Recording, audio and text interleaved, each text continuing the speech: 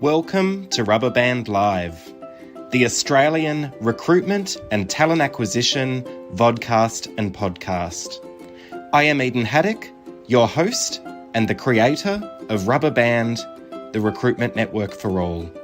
Let's go live. And we are live. Welcome everyone to Bounce 3, the panel van day one. Thank you so much for joining us today.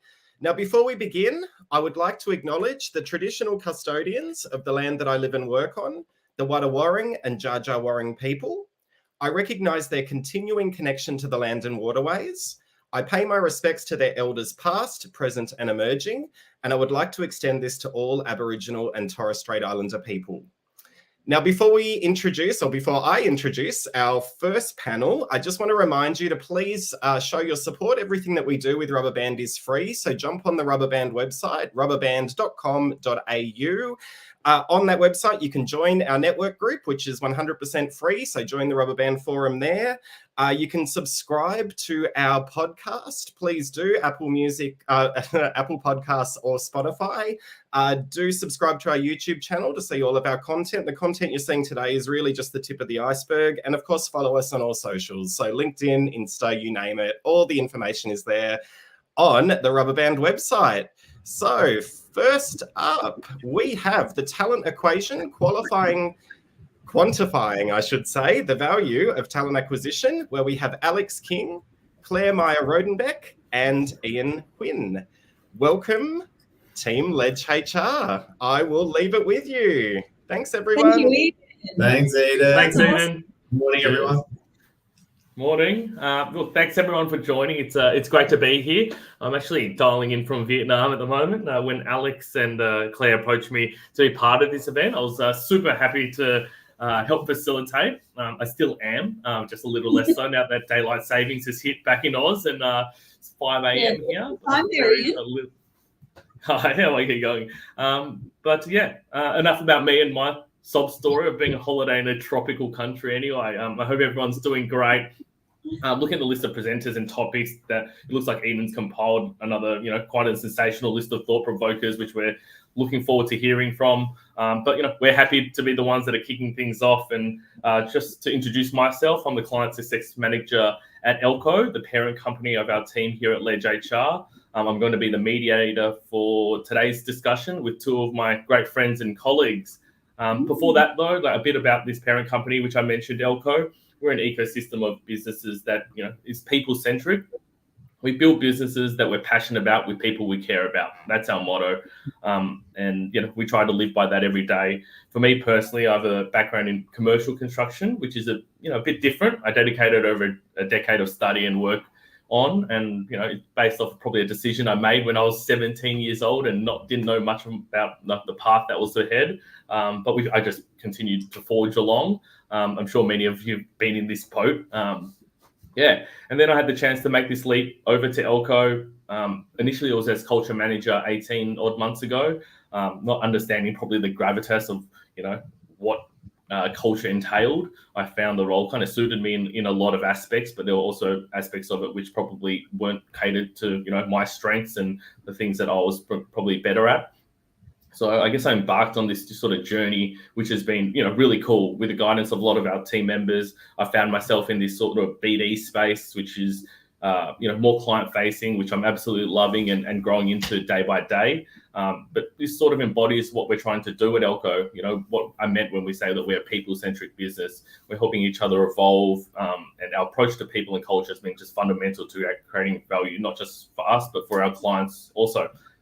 As a business, we want to find people that, not just fit into our culture, but also to, add to it, whilst connecting in all of our people's, amazing and diverse stories to, amplify what we do and, what we do as an organization in general. Now, to Ledge HR, connecting into our ecosystems, really, it's been really cool. Personally, for me, like I've mentioned, it's helped me, in many ways to discover the right fit for me. We're focused on nurturing and evolving our people. I think that's the Ledge HR way. And it started, with a tool, and that helped us do all these things. It's technology that's helped us understand and connect our people. But enough me talking. let's get the team to introduce themselves. Yeah, well, we'll start with me. Hey, Yeah, Kingy. go ahead. So I'm Claire, obviously part of the Ledge HR team, and I'm involved in a lot of the product design related things. And Alex here, sitting next to me, wave, Alex, if you know. He's a co-founder here and focused more on the client-facing side of things. A little bit about my story and how I connected into the team. I wasn't even initially looking for a role when I joined Elko and the team here. I was actually doing market research to recruit a new person into my old team, and I came across what I like to call the best ad I've ever seen. And honestly, it was a moment where I was like, I can't not apply. I just connected so well with what the company was putting out there and what they were saying. And so I applied, and 18 months ago, here I am now today. Yeah, the beacon was well lit, and Claire was like a moth to the flame. Best moth we've ever had. But I probably know quite a few people that have logged in this morning, but I've been in recruitment for many years now, both external and internal. I guess the story with the Ledge and Elko is I was at a bit of a crossroads moment. I did quite well in the agency side of things. That was great, but intrinsically, I was missing a bit of motivation. Went into the internal side, same things were happening. So I reached a bit of a crossroads moment, and when I was trying to think about maybe starting my own thing, it's when I had a dinner with Josh and Beck, two very close friends of mine, and we were discussing the talent space and maybe some HR space, some frustrations here and some scribbling down there, and the stars really aligned. And with Josh's brain and role profiling technology that he's been really trying to commercialize and bring out, and my recruitment background, and the light bulb was lit, and Ledge was born. Yeah, and I think Ian summed it up really well. I mean, Ledge HR is essentially a tech company all about understanding people and unlocking people's potentially. A really cool technology company in the HR space.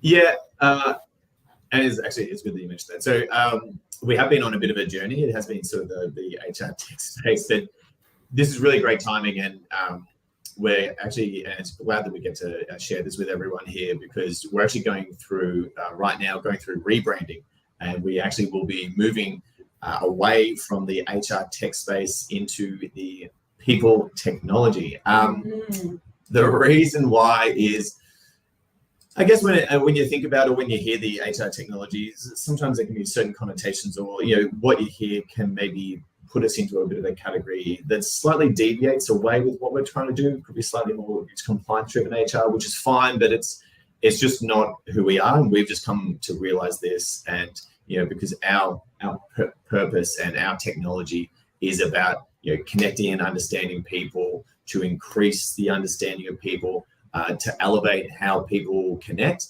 and how to create value for people, leaders, and the organization. So we're really excited that it's come to this, and especially now that we've just released our new people platform, which has just evolved from something internal, like Ian was saying, to something really big. So I guess to spice it up a bit, I know Eden did introduce us around quantifying the talent equation. So I'm going to actually change it away. It's probably going to be a bit more in line with what I said before about the purpose of what we're doing and that new direction, and more about connecting and understanding people within the talent equation and what that brings. I think it's a really cool direction that we're going in this morning with the new topic and the people technology. I think a lot of people here will sort of resonate with what we're talking about. So it's exciting. Bit of chicken on the bone. Yeah. Yeah, look, the people platform, people technology, it's something that definitely brings back the memories, and something that we live kind of live. It's a really interesting space, and actually something that it's really close to home for us at Elko. It's a challenge we experience here with needing to connect with people and just understand them pretty much, and especially when they were if they're new to the business and our particular business itself, during onboarding. But I don't think it's unique to Elko, but as a business, we do have quite a different environment, would you say, compared to your traditional corporate structure. We truly want to understand the people who are coming in, and whether they're feeling lost or whether they're overwhelmed or need more support. Like, we found that it's really challenging to get over that initial period of eggshell walking, for lack of a better term, to being able to really connect with the new joiners and understand them on a deeper level. It's an ongoing thing that we're getting much better at. But to get to this point, we had to, stop and ask ourselves, how can we do this better, and how can we approach this in a different way? Now, thankfully, we have this company, Ledge HR, in our ecosystem that we could dive into these things a bit more and provide Mutros required assistance. I'll let Alex and Claire, delve into it a bit more. Yeah, absolutely. It was an interesting time, and that's a really good, fork in the road, and a great opportunity for us to, think about it, and to be a real motivator for us to start, deeply thinking about all these different questions and ideas, like, how do we help people understand each other better? How do we get them to connect with each other better? How do we make all these things more accessible? Not just creating things, but things that are actually accessible and useful and simple.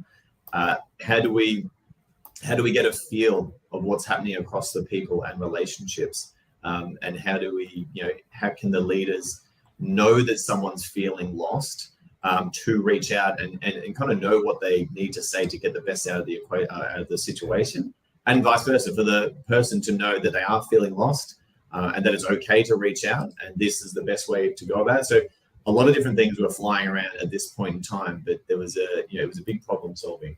Yeah, I think it was definitely a challenge that, as Ian mentioned, I'm sure a lot of companies can resonate with, is people coming into an organization and feeling a little bit overwhelmed, a little bit anxious, like wanting to hit the ground running, but not sure how to connect in with the people that are there, or what the organization's kind of movements might be at that time. And we went on quite a journey as we tried a number of different things internally with a lot of the solutions that we were building. Engagement surveys, for example, the classic one, an onboarding survey, check in, see if people have what they need, if there's any technology outstanding that they haven't got, things like that. And we wanted to get a feel of what people were thinking or feeling by kind of asking these periodic questions. This did not take at all. I'm sure many people have experienced the challenges that come along with those kind of engagement surveys, whether you do, culture surveys periodically, or there just can be really low response rates sometimes. And if you get good response rates, we're needing to create action plans, we're getting buy-in from managers, things like that. So it came with a lot of it came with a lot of challenges, and particularly no one wanting to complete them, and so adoption was low. We also looked into, we went down quite a journey with psychometrics as well. And that's that sort of personality data to sort of understand people and connect them. That's a huge part of who we are today. But initially kind of making that meaningful or practical when that's done during the recruitment process and they're coming into onboarding, how do you kind of bring that through the whole process and help managers onboard people with that sort of information? It's something that was sort of done initially and then put in a drawer, I guess. We've ended up in a really cool space. We now connect directly into people's teams or Slack here for us internally. And we just ping them daily questions to provide live information on how people are feeling. So it's totally become a part of our daily habit for everyone internally. Get to work, 9:15, you get your question. Well, we'll actually be getting ours in 2 minutes time. It takes 5 seconds to respond. It's so easy. And all of that data is translated into sort of 1 or 3 general themes, like your roles, how you're feeling about your relationship, your roles or culture. So there's not really a concern that I'm going to say, Alex here is frustrating me today, and then it goes straight to him. Sure. It's going to connect into a general theme there, but it's just given us a pulse of how people are feeling in the onboarding, which has been awesome. Yeah, and I guess in a sort of a real time one, because sometimes with the like you said, the engagements, can be powerful, but the limitations, especially when you've done it a few months ago, and then a lot can happen in 3 months' time, and you're kind of backpedaling. Yeah. But with with this new approach we went down, the results were pretty radical. All of a sudden, it changed the game for us. We got a 90% adoption rate with all this live data coming through. So as it's exposed visually for the team in a very simple way as well. So when so many things are happening at once, it's hard to remove fact from feeling. So with this, we were able to provide leaders with a snapshot into how people joining the team are feeling, to promote a chance to open up and connect. We were able to get people connected because they're now doing their personality assessment getting daily questions, and all that data is tied together to not only identify if there's friction, but what the cause might be, so we can have sort of deeper, rich insight to give us greater sort of perspective. So, and when you have it like this, it's all normalized. So the profiles, across someone's brain profile or road profile, it's just done in a much more accessible way. So it's a simple view of how you can view a candidate, how you can view a person in a team, how you view a role, and they all have a very sort of standardized process to them. So we can bring that, I guess, into a central theme rather than being in a sort of a fragmented sense. Yeah. Yeah, cool. Okay. Yeah, I think you've mentioned these two things, that I've just picked up on, like this profile data, like an individual role, and then this live data, Claire, that you sort of were talking about, where they sort of targeted daily questions. And then like when we've added these visualizations, they've really kind of, changed things a lot for us. It kind of, pushed us into the right direction. And to be honest, how we go, it also has helped us in terms of how we've gone about finding people, getting them in, and even our EVP at Elko, like it's been terrific in that sense to kind of lift our proposition up for people looking in and wanting to connect with us, I guess. But it's also been great for our clients and with remote new hires, which has obviously been a thing, which I guess brings me to this point of, there's this concern for us, not concern, but there's a changing world, and how we can connect with people and creating a sense of this belonging in this new world post-COVID, regardless of whether you have, a physical presence in the office or, working virtually. It's been pretty cool to see, that be, as, Ledge HR has sort of gone on this journey and, gone on this new world and helped other businesses along with ours to, help solve problems and these internal challenges that organizations have. Yeah, we've shifted and changed a bit, and I guess we never really wanted, and in the same as Elko, we never wanted to be too static. We're always about sort of iterating as best as possible, but we always believe that you should do what you say, and the journey of Ledge and its relationship with Elko has, as we said before, shifted us into another arena of this people tech space. So it's been really exciting just to see, because it's come born from more an organic feeling and problem solving, and then it's just naturally flown into this direction. So it's pretty exciting to see. Yeah, no, it's been terrific. But King, you've just touched on psychometric tests. You've been around the recruitment game for a while, as you say, and there's probably people here that and I've heard around the office that you complain about the limitations of these psychometric tests in the past. Like, tell us how Ledge HR and the team is making these useful and not just a simple tick box exercise, which they can be.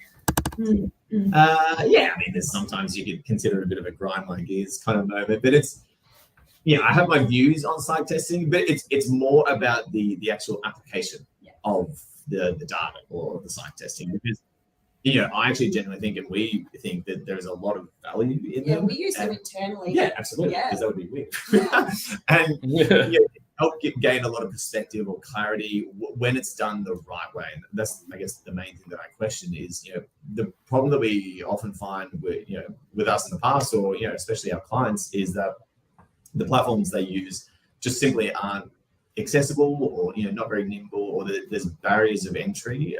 Some can take 3 hours to use, or there's 5 stages, and you start to question things. And then even if you were to give that 10-page report to someone, I don't really know what they're going to do to take away from it. And in most cases, they kind of end up in a filing cabinet somewhere. So it becomes a bit isolated and a bit disconnected. So I think one of the big things that we really struggled with is with psychometric use was the fragmentation of its use across the life cycle. Like, I think people are, and especially those joining us here today, are really well known in using it at the beginning of an employee's life cycle, like in that candidate journey. I'm sure you use them a lot, but then sort of fragmented across when you bring that kind of information back up again. And the thing is, there's always the intention that you don't want to just get someone in, do a psych test, and then you want to find different things across their life cycle. And the problem is, though, when you do that, is there's a psych test for recruitment, then there's a different psych testing or language used for L&D, then there's a different one used for leadership development. So the attentions are great because they want to bring people in, they want to nurture, and they want to get them exposed and upskilled, and there for longevity, which is great. But when you're trying to go across the life cycle of an individual and then it's done in multiple languages, it will unfortunately be considered in a very fragmented way, which is unfortunately largely ineffective and extremely costly. So the big thing that we believe in is continuity. So can we tie it together? We found that being able to have that continuity from screening to selection to onboarding to L&D, this is where you're really going to find value. And from a talent perspective, as I said, you can fall into a box ticking exercise, but if you have this continuity, your insights gained from the L&D section of the journey can then give insights back to the role for the talent team, and its real needs and the moving parts and the reality of the situation, which can direct the approach on the market of what the talent team then starts looking for. So there's this nice kind of rebound sort of relay effect. So what we're trying to paint is a story or a journey over time, rather than isolated snapshots of information that will be fragmented. And while you want to cover the journey, unless you're able to tie it all in a normalized way with a typically a single language, you're going to find that it's probably going to make more complication than value. It's like now when we're recruiting people to join Ledge HR or Elko internally, and we have all these challenges and like finding people and who we want to bring into the culture and things like that, we do the psych test, and then we can use it in onboarding for managers, like to connect people, things like that. We use it in our development programs. We use it across the board just because we can kind of bring that continuity. Yeah, and it's really intertwined in everything. Yeah, absolutely. Yeah, and it just helps to, if something were to happen at a particular point in time, and you can only gain that particular point in time information, you're not really understanding where the person came from, what's their style of thinking. Maybe they were just a bit frustrated in that. So then to judge them on that one specific point in time is one, a little bit harsh, but it's also a bit invalid. So it just comes back to connecting with the right people, and that they can really sink into the culture. And that's where talent acquisition can provide amazing value, and not just finding someone, but it's that solid relay effect that can happen. So I'm not here to say anything against psych testing, but if you're in a role right now and you're watching and you've completed one when you joined the company that you're in, and it's never reared its head again, well, the outcome is this is probably a great opportunity to stop and think, like many other companies right now, and maybe do a bit of a reassessment. Yeah, definitely. And I think we've already mentioned a couple of times that it's really helped our EVP at Elko. I'm sure there'll be quite a few people who are listening at the moment who are interested in new ways to improve their company's EVP and attracting talent just in general. I don't know, is there more around this space? Either one of you can answer this that you could add, in terms of attracting this talent. Yeah, I think sort of this new approach that we're venturing into in the people tech space, a big part of what is really useful for talent acquisition, especially at the start of an employee's journey, is definitely that ability to bolster your EVP. I think it's harder and harder to find people for roles nowadays. And like Kingy said at the start, the beacon's got to be strong. Yeah. You got to be bringing in people that you want. And I think placing a focus as an organization on connecting with people and understanding people, it really means that you're going to have things like this supportive leadership environment and managers who actually care. They're going to be proactively identifying things that are happening across key things in employees' workplace experience and be able to work with them on that.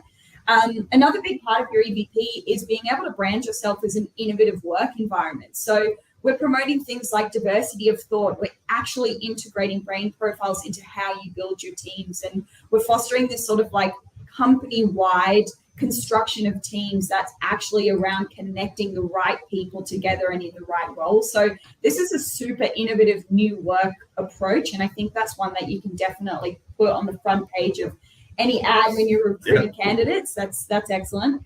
And I think the third one that we really like to promote is that professional development. So if you're taking this approach to connecting people understanding them properly. We're really supporting people learning about themselves and others so that they can improve things like their communication, their collaboration, and their leadership skills. And this is a huge one that's really helped us, is where, our Beacon brings in a lot of really ambitious people who want to work in that innovative technology space and things like that. And that's a tough market to be the most competitive one in. And so being able to say this professional development pillar is really strong with us is an awesome side part of this side of a new approach in people technology. So, and it is a huge challenge in the talent space to find the best people. We talk about the Beacon, or I think we support like a lighthouse, the lighthouse effect as well. But it is really hard because you've got so many beacons flying out there, so many different that you have to compete with. But the big thing about it is, even going to Claire's story, she wasn't even looking for a job. She was looking to hire for someone internally at the position she was at. But the Beacon was, something really spoke to her. And that's what people have to be mindful of, is the Beacon isn't about lighting it up for everyone. It isn't about trying to just solve for everyone. It's about you need to have strong convictions of who you are and what you're looking at before. When we wrote that out, there were some things there that probably some people would look at and go, that's unusual, a little bit left of field. Yeah. But we didn't care because we didn't want 100 people coming in. We just wanted 1 or 2 ships just sailing in, but those are the ones that are really stuck with and spoke the language. And Claire's here. It's been bloody amazing. So we wrote her in. Your talent pool is who meet the criteria of having the best talent, apply and connect with your mission, your journey, what you actually stand for. And if your EVP is strong, then you're well on the way. Yeah, helps you connect with the right people. Yeah, I absolutely couldn't agree with what you guys are saying more. And, I think Claire is a testament, mainly because she's my colleague and I have to see her every day, but she has been terrific in terms of fighting that Beacon. But, I think you guys have touched on some really unique and interesting new approaches in the people space. The focus on, I think, on understanding people and helping them connect into an organization, I think really just resonates. And I think it should resonate with more organizations, if not all. This people's tech space is super exciting. And again, it's in a different sphere to that HR tech, I think, which Kingy, you mentioned earlier, probably has a connotation of being more around the compliance side of things. It changes, the way we approach people so that we can connect with the right people, improving how they relate to each other during onboarding. And just the byproduct of this, as we've kind of touched on a few times now, is that this EVP for our business, which just helps talent acquisition at the end of the day. I think that alone provides plenty of juice for hopefully the listeners and any other organizations who are people centric to think about. I think we're about to run out of time very quickly. I might just wrap up the formalities and just if we've got any questions, we've probably got a minute or two. Claire, I think everyone's just settling in for the morning for a big half day of some excellent speakers. So maybe with 2 minutes to go, we'll hand over and let the next speakers get ready. If there are any questions that come through, we'll answer them in the chat. Absolutely. Yeah. Fire him off to Eden too. I'm sure he'll connect us. Absolutely. Thank you so much, Alex, Claire, and Ian. That was absolutely wonderful. And everyone out there who is watching, you can find details of Ledge HR just by jumping on the Rubberband website, rubberband.com.au. In the partner tab, Ian, Claire, and Alex would love to hear from you, whether it's via that channel or via LinkedIn. Thank you so much for joining today. It was so great to see the three of you. Good luck to the rest of the speakers today. Thanks, Eden. See you later. Thanks, okay, so I will be introducing our next panel in a moment.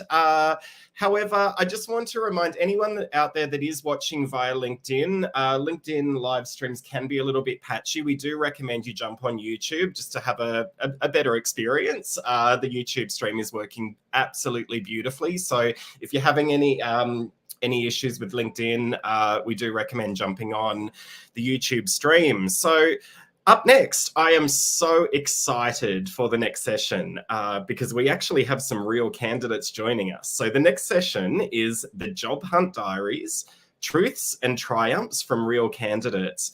And we will be joined by Sandy Hutchison and our two candidates, Masuma Chima and Andrew Chua. So I will welcome Sandy, Masuma, Good morning.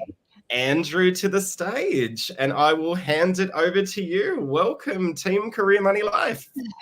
Thank you so much, Eden. It's such a pleasure to be here, and I'm too really excited about this session this morning. First, let me just quickly introduce my two co-presenters, so Masuma Chima and Andrew Chua, and they are not recruiters, as Eden said. They are what we were all talking about today, candidates, the wonderful candidates who are now both gainfully employed, but have kindly volunteered to share their journey of navigating the recruitment and the talent process. Just quickly, for those of you that I haven't met before, I'm Sandy, and I'm the CEO and founder of Career Money Life. And our mission is really to work with and support job seekers to figure out where their passions are, to help them navigate this complex and becoming even more complex job search process, to really find roles that fit their needs, and that's either through our candidate care offering or through our career transition programs. And Andrew and Masuma have come to us, Andrew through a career transition program, and Masuma through a migrant women program that we ran last year in partnership with RMIT. So welcome, everybody. I'd like to just start by giving both of you a little bit of an opportunity to introduce yourselves, and just to give kind of like a little highlight of your job search journey and sort of your experience so far. And then we're going to go into some questions and have a bit of a dialogue. For those that are listening this morning, would love to hear your comments. And if you have any questions for our candidates, I'll be managing the chat. So feel free to pop those in, and we'll make sure those questions get answered. So Andrew, if I could maybe ask you to kick off this morning and just quickly introduce yourself. Yeah, hi. Good morning, everybody. My name's Andrew. I'm a technical business analyst currently working at Scentre Group. So Scentre Group runs 42 shopping destinations around Australia and New Zealand. I work in the data engineering and analytics team. My experience with job search has been quite diverse. So I've been working for a better part of 20 years now. And, job search back in the early days, where internet was still kind of in its infancy, was around, proactively contacting recruitment agencies to canvass any positions available, all the way up to using the modern tools like LinkedIn now for being able to refine searches on positions that might be compatible with my skills and experience. So, yeah, it's a little bit about me. Fantastic, thank you. And Masuma, I think you might be on mute. So yeah. Great. Good morning, everyone. I'm Masuma, and I'm really excited to join this session and share my journey of job search. And it might be very different from the rest of you guys. I'm also in the job since 24 years, I think so. But I have migrated to Australia 2 years ago. And before that, I was working in a university as a faculty and resigned as an associate professor from the university, and came here with such an excitement. Oh, I'm going to find a job in my relevant field. But the journey was really very tough for me in the start. So for the 6 months, I was jobless, couldn't find anything. And I was lost, I must say, because the job search, which we are trained, or which we have been exposed in our country, is totally different than what I have gone through over here. Not only a different culture, not only a different requirement of the market, but also how a candidate need to represent themselves in the market. That's totally different. That was 360 degree, I must say, what we have been. So it was really tough journey, but after coming across with Sandy's team, it was really helpful that although I started as an entry position in the government, but I was able to jump to the next career with the help of the Sandy's team. So, and now I'm really in much better position to understand how the employment market is working and what I need to show out of my diverse skill set. So I think so we will talk about more later Yes, on. So thank yeah, you. and yeah, Masima has a really interesting story, and I think particularly for organizations that are, and that today it's pretty much everyone that's trying to attract candidates from some of the D&I categories, just to understand kind of some of those disconnects between what we're putting out there and how we're trying to attract people, and that candidate experience, and how maybe that's just not connecting the way we need it to. So we'll definitely get into more on that. I guess just kind of starting with the beginning, sort of identifying job opportunities and kind of the networking piece, and applying for roles, finding roles. How did you both kind of go about doing that? What worked? What were some of the frustrations with some of those processes and approaches? Yeah, I think so. For me, it was really very hard even to start with, especially the first thing I must say, that is that how the job market in Australia is looking at the migrants, like the people who don't have the Australian experience, the biggest hurdle. And that was the hurdle which I was conveyed by my colleagues, by my friends around. Oh, you don't have the Australian experience. We don't know where you will end up. So although in the start I was really in a very high spirit, oh, I'm going to like get a good job. I'm a PhD. I have 14 years of research experience. I have a good portfolio. I have been a really diverse skill set when it comes to the product management administration, because in our country we have to do all that stuff on our own. So I feel like, okay, I was so confident to get any position in my relevant field, but no, I was totally disappointed. And the first thing that I came to know was, oh, this my CV is not looking good, and it is not what they are looking for. And I also need to look out what the market is hot for those candidates. Like, is there a job for the faculty with foreign background? Not at all, not at all. There is no entry point for me in the university, so I have to like I have to start looking out of the university. So but it took me 2 months to learn that at first point, and then I was okay, if I have to go out, what skills I need to present, and how I'm going to search the jobs where I will find, okay, I can do that. And when I was looking at jobs, apparently I was able to do all those jobs when it comes to the grant administration, when it comes to the office administration, or even some project assistance or project management. Oh, I have been doing that. I have been doing that. But when I was presenting, I was applying for those roles. I think so. My CV was not looked at the same perspective as I was presenting myself. I was trying to show my diverse experience, but no, they need that. mm, like the target skills, like only those skills where they are interested. They don't need my irrelevant experience which I was trying to show.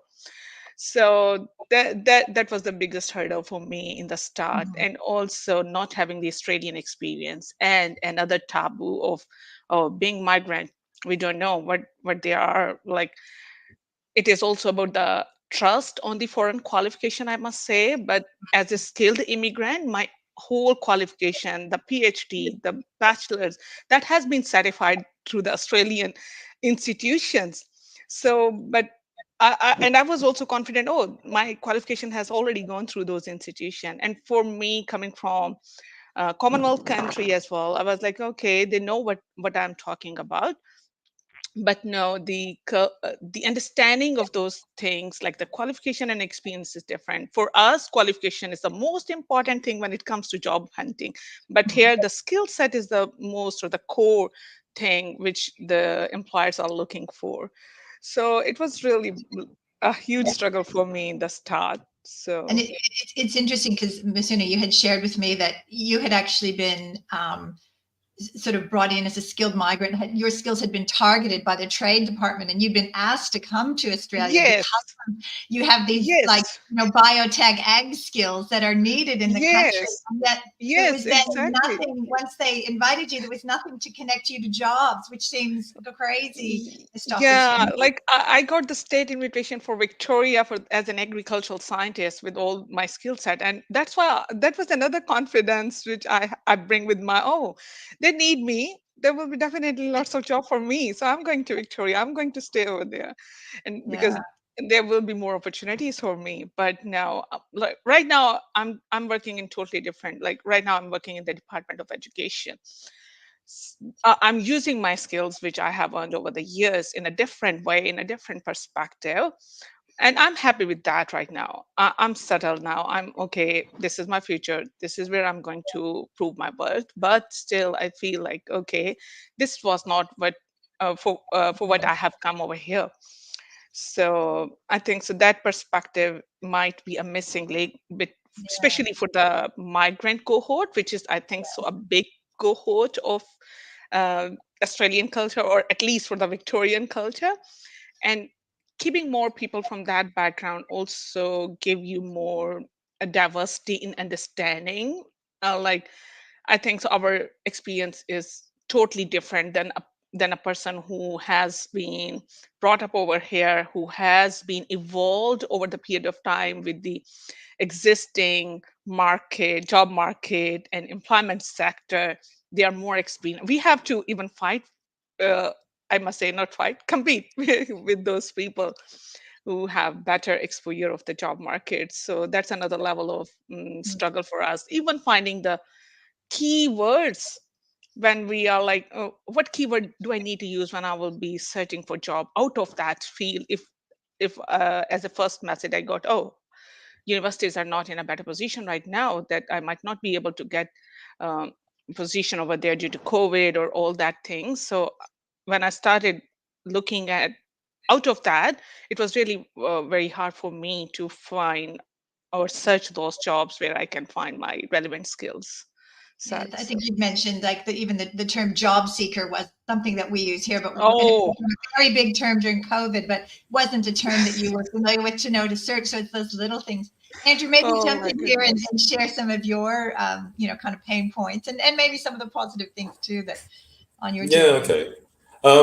Okay, so I mean, based on my tenure, like as I said, mentioned earlier, I've been working for the better part of 20 years.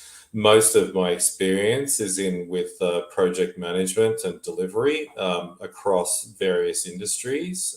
So I've worked in banking and finance, telco, the mining sector, and now I'm working with Centre Group, which is in part construction, but also retail shops and leasing and stuff like that.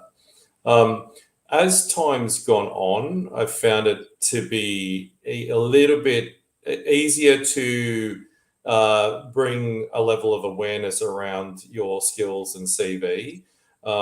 So, as you like, I guess with in relation to, coming on board for projects, usually what happens is a project will get, will go through a feasibility and business case, then it will get endorsed, and then they scramble to hire people really quickly.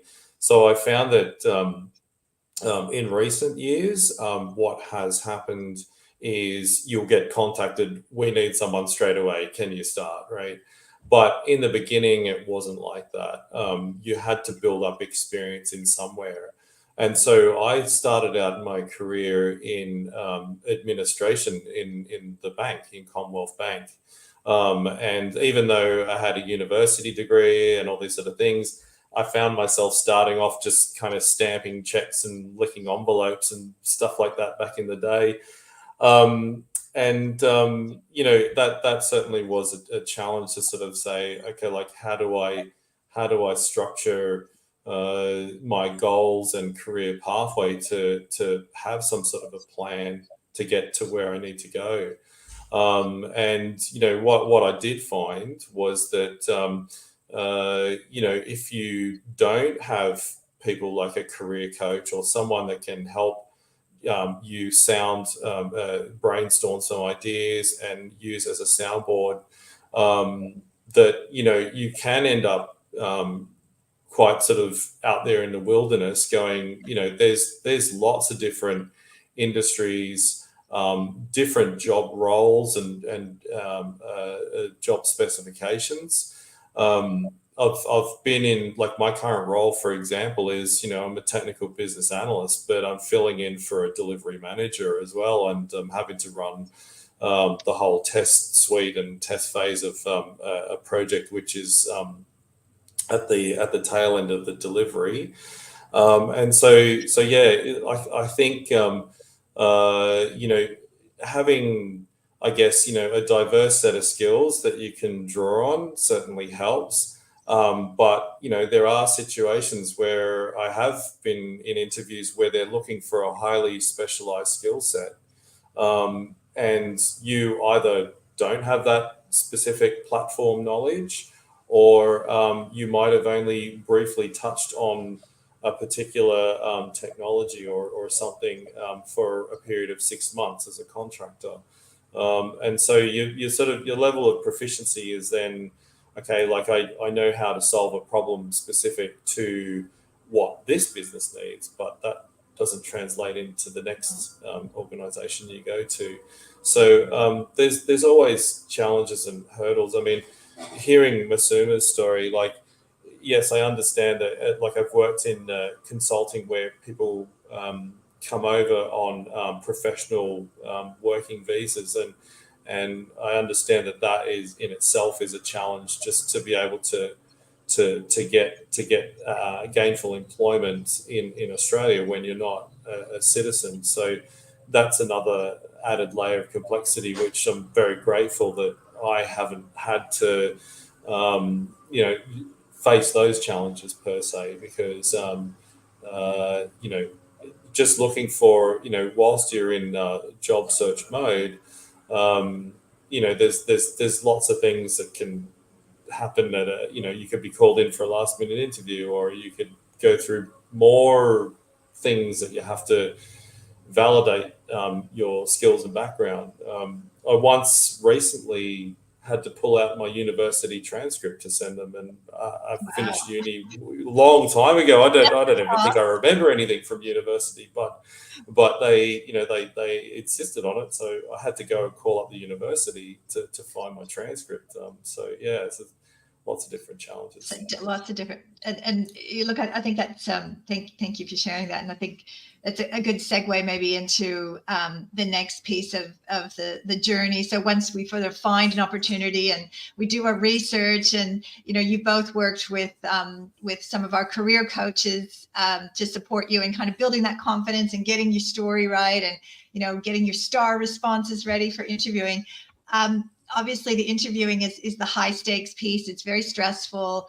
And then sometimes, you have an interview, you think it went fantastic, and then it's crickets. You just don't hear anything, no feedback, no nothing. And it's, we really see that with a lot of the people we're working with, like yourselves, and it is soul destroying once you've done so much work, and then it's all the self-questioning and doubt and what did I do, and often it's a whole bunch of other things going on. We know recruiters are busy, but I'd love to just hear a little bit about your story on working with recruiters. What was difficult, that interview process? Did you get feedback? Didn't you get feedback? What does that feel like? What would you like to tell the recruiters listening today about that interview process and the feedback, and how important it is to get some sort of direction?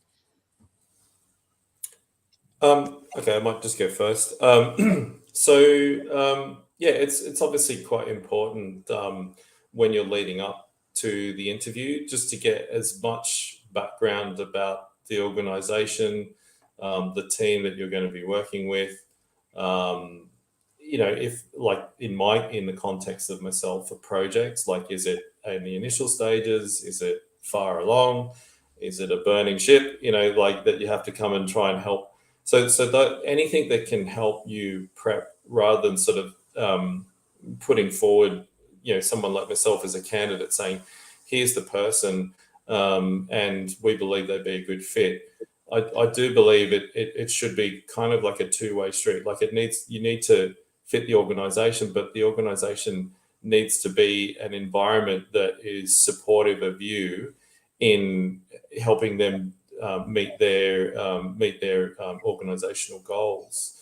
So just sort of, I guess, as much information that can come forward as that can possibly be revealed is helpful. other things, yeah, I think that's probably the key thing. I mean, when you don't hear back from them, I mean, generally recruiters are quite supportive. That's my been my experience. So I've found that most people where I've gone through an agency, they have been professional and courteous enough to give a phone call back saying, how did you go? I'll let you know how when I hear back. And if you're not successful, often they will say like, you weren't successful. But sometimes they don't get the feedback either. And so that can be lead you to question, okay, did I answer a question wrong? Or maybe they didn't like, I don't know what I had to offer. Maybe I was rambling on too long because I was nervous. I've been on the other side where I've interviewed people as well, and you can see sometimes nerves getting in the way of them being able to truly articulate what they have to offer. And so I understand that as well. And so, yeah, so often, you go in and you have to, I think the best approach is just to be your natural self, because you can't put on an act every day pretending to be Superman when, you have certain, you have skills, but you might have limitations as well. Yes, an honest conversation. Yeah. Ms. What about your experience in interviewing? How is that Yeah. gone? Like I love this advice to be yourself, but my experience says that it never works when you are dying for a job. Like for me, it was a survival. I have a family to support, and there was a time like during last 4 months when me and my husband both were unemployed. So in those conditions, we have 3 kids. So we feel like, oh, for me, it was not a choice. It was to put best of myself out in an interview. I really have to prepare for the interview for like really crazy like what question they might ask, what I can respond to them. And of course we can't memorize all those things, and we can't put those things in the interview. And I remember my first interview where I got anti in the government sector. That was my true self. I told all the stories which I have come across, the diverse stories in my 14 years of experience in the university. And at the end of the interview, I got a comment, "Oh, that was just like we have drunk a sunshine." And that manager still really admire. Although I'm not working with her right now, but she still admires. She still remembered my first interview. And I myself was truly myself in that interview to show them what I have. But now I think so when it comes to moving from entry job to the next level, it needs some polishing. It needs some like you need to show them what skill need to be shine in that interview. It is not like you can't present all the skills in one move or in one go.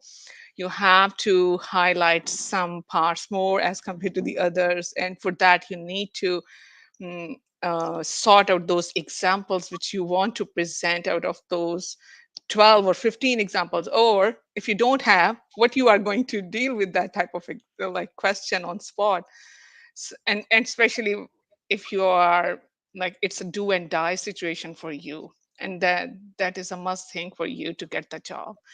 So I think so that like that perspective also changes the interview, and that pressure during the interview.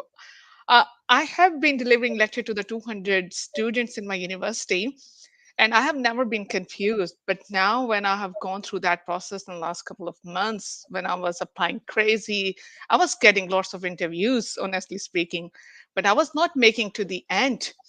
And that was making me more uncomfortable and less confident in every second interview I was appearing after that failure. Or it was not failure, I was not hearing back for 2 months.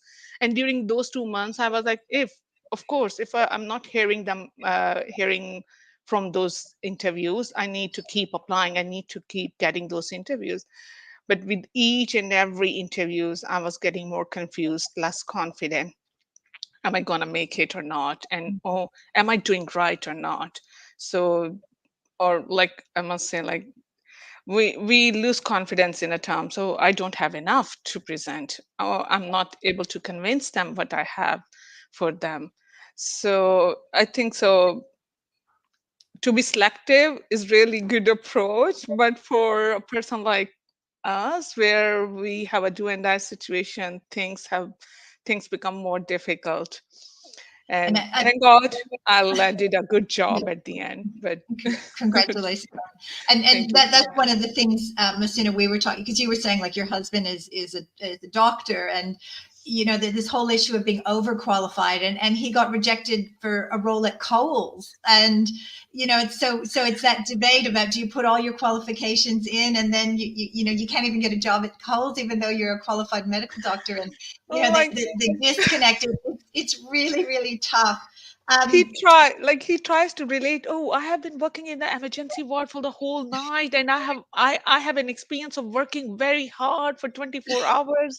Like he tries to show that hardworking and like, oh, Transferable vigilant. skills. Like, but no, they were not convinced. Oh dear, it is really tricky. Look, we have 5 minutes left. I think Eden, you'd probably agree this conversation could go on all day, because I think it's so interesting to sort of hear the other side. With our last few minutes, I guess if you could sort of share one thing that, you know, for our audience of talent acquisition and recruiters, one thing that you'd just like them to maybe take away to think about maybe how they show up tomorrow at work, and maybe do things differently, or maybe just have a little bit more of a candidate care focus or a candidate perspective in the way they go about supporting. And look, as we know, a lot of the people who are here today do an amazing job, and this isn't about you know, criticizing people, but it's sometimes just not being aware of that different perspective. So, you know, what would be kind of your final, you know, sort of message to the audience today about something for them to maybe take away or think about a little bit differently?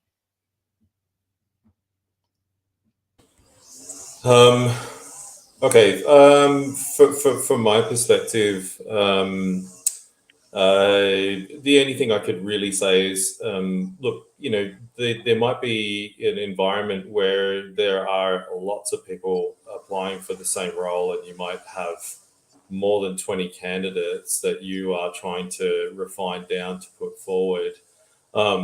It would be good to kind of, like I said earlier, like if you're not getting put forward for a job, just a little bit of like a little 3 to 5 point summary, like a return email to say, if maybe if you worked on this, this will increase your chances next time. They were very impressed with all other aspects of your CV.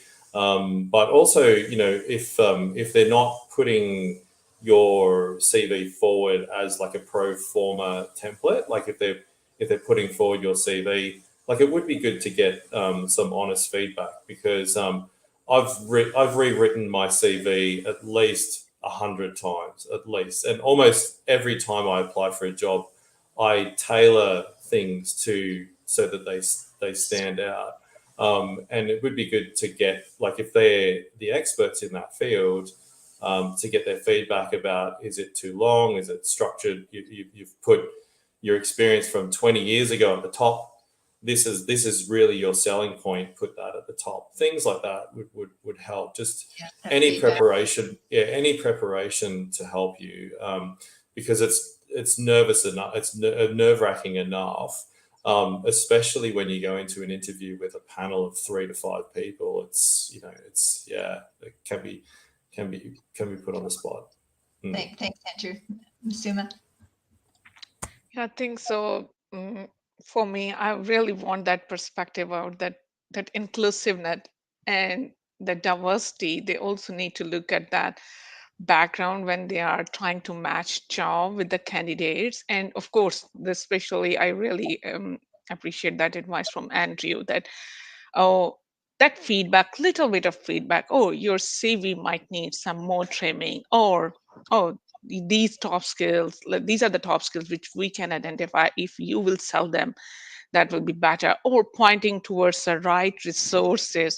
If like they think that candidate is great but not suitable for this job, that might be good for another. Like there might be people like me who don't know where to go at first, and pointing towards those resources, even that web link for the other employment agencies. Even till now I'm not aware of like what type of agencies are there for which type of profession.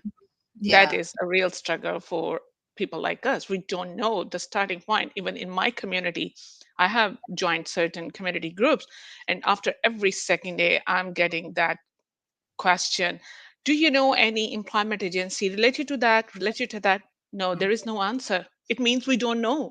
We Don't still don't know what is out there in the market who are working for us.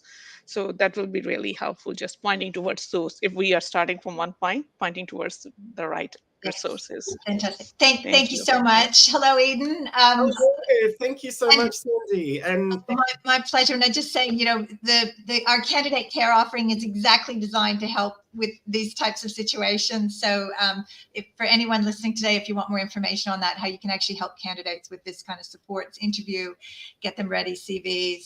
So it's a little less stressful and better outcomes. So thank you both so much for being with us today. Really appreciate it. And over to you, Eden.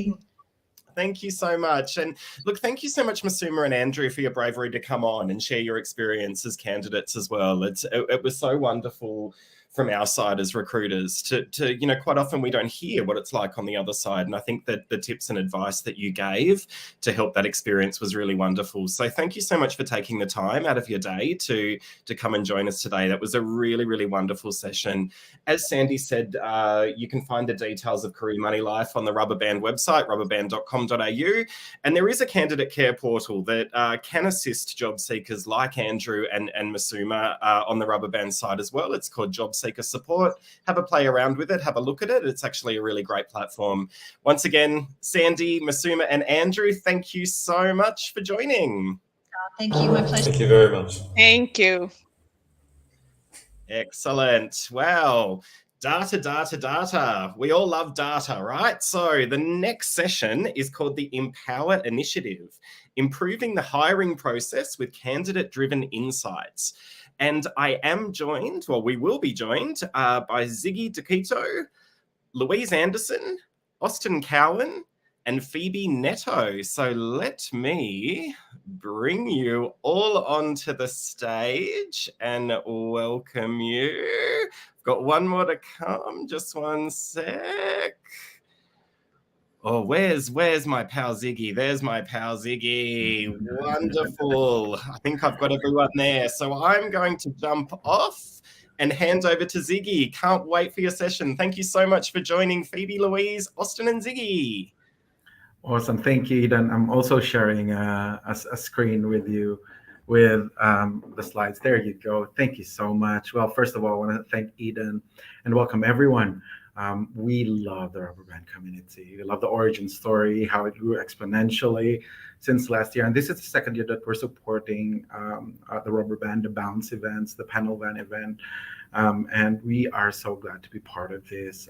Thank you to those who engaged with us and those inspiring people that are members of the Rubberband community from Facebook onto LinkedIn. And we love how you guys engage with us and about compliance as well. So to get into this presentation, I just want to get on to tell you first about this panel that's brought to you by WorkPro.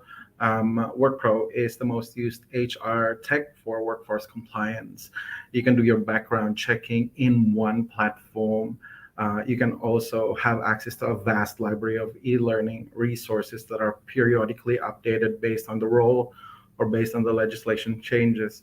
You can also do license, tickets, accreditation, and certification verification in the WorkPro environment. And the best part about it is you can customize your package based on the role or based on your team, whatever background check, e-learning, or license verification. You can put them all together and present that to your candidate all in one dashboard. So that is WorkPro. And let's move on to this survey before I introduce the panelists that we have with us today. So with the survey, we started off at the beginning of the year where it it's post-pandemic. There is a topic on the skill shortage. So what we did was we went to the recruiters, HR practitioners, TAs, and we asked them, how can we help? How can we help make your process better, the candidate experience, your time to hire, addressing this skill shortage? And we did a survey with them, and we asked them, what are the questions that you want to ask candidates? Because we will ask these questions to the candidates and get some insights from them so that you can use that in your practice every day. Once we had those questions, we put out a survey to candidates all across industries, and we had great response. We had over 2,400 candidates responding to the survey. When we shaped the survey, we engaged with our panelists to really shape the questions that are relevant to candidates and to recruiters as well. So engaged with Louise Anderson, who is a talent and HR tech leader in the space of recruitment, TA and HR. She's worked in the UK as well as here in Australia for over 20 years. We also engaged with Phoebe. Phoebe Neto is the managing director of Pure PR, which is a public relations agency. And Phoebe guided us on the questions that are relevant to the popular voice of the people, the media sentiments around skill shortage, about candidate experience in hiring. And we also engaged with the team at Fathom. Fathom, through Austin Cohen, specializes in a skills-based approach, where the future of recruitment will be focused more on the skills rather than industry or experience. But it still all came together, and we were so happy that we had these people to shape the survey. And right now we are so thankful that they decided to become the panelist of this talk as well. So let's get on to the demographics of the survey. So for the demographics of the survey, out of this over 2,400, 46% are full-time people. So we've noticed that a lot of our respondents have a full-time job or one job. There is also a third of them who are doing on part-time jobs, could take on 2 or more roles. And nearly a fifth of the respondents are casuals. And the industries that most of these people represent would be manufacturing, which is a third of it. A third came from hospitality, and the rest for retail, healthcare, professional services. And almost, I think there is a representation of over 10 industries among the respondents. 37% is around 25 to 34, which are people who are just starting their careers. But also a quarter of the respondents are between late 30s, early 40s, those who are shaping the industry, those who are growing in their professions and growing in their careers.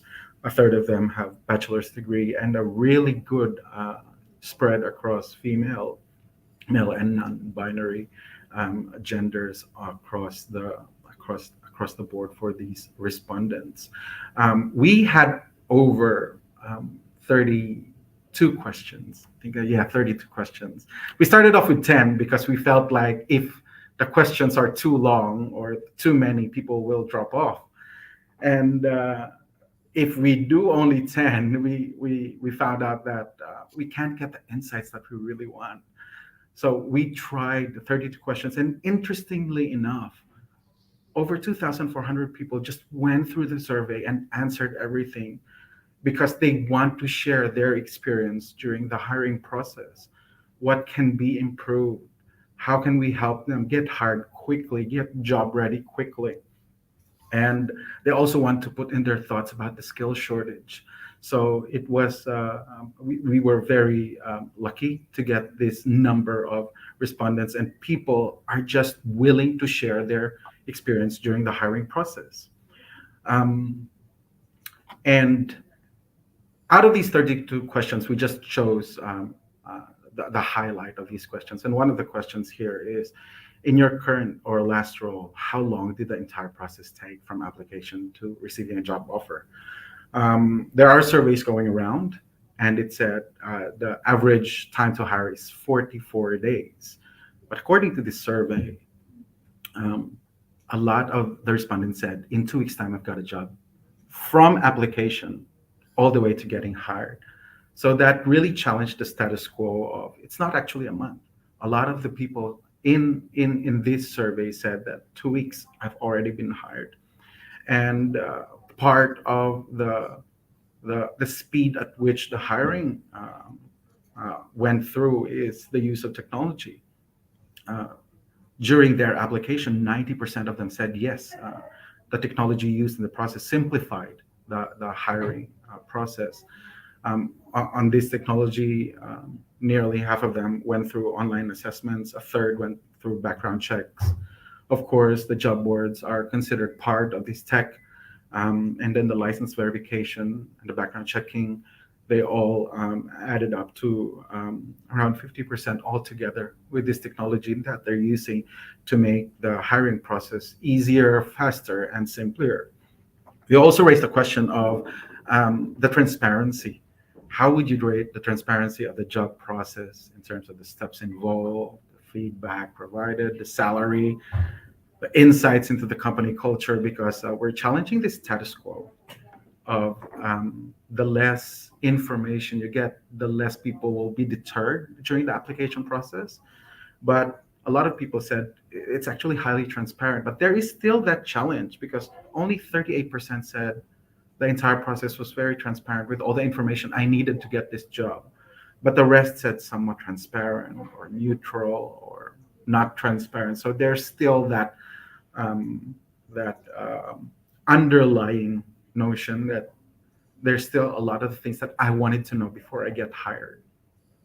And that leads us to our question, because we only have 20 minutes of this. I'm going to go on to Louise with the questions for her regarding this process. So Louise, I think the first question for us is, what drives this shift of time to hire, use of technology and transparency, and what are the impacts that's surrounding this trend right now, or these responses from our respondents?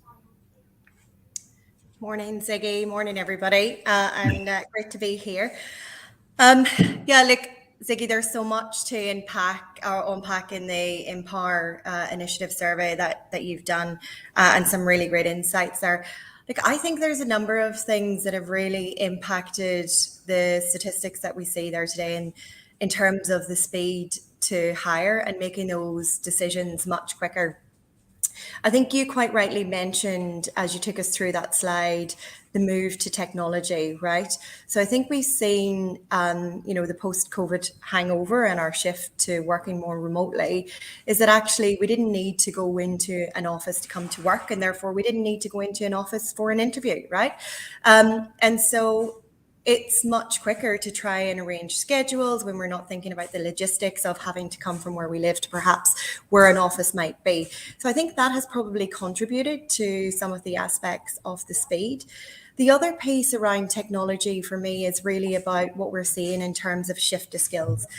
So one of my pet passions is skills and how skills can be used as potential, but Austin, I will leave that one to you for today. But I do think it's a key factor in what we're seeing here today. So there was a report out in 2019 around the future of, or 2021, sorry, around the future of talent.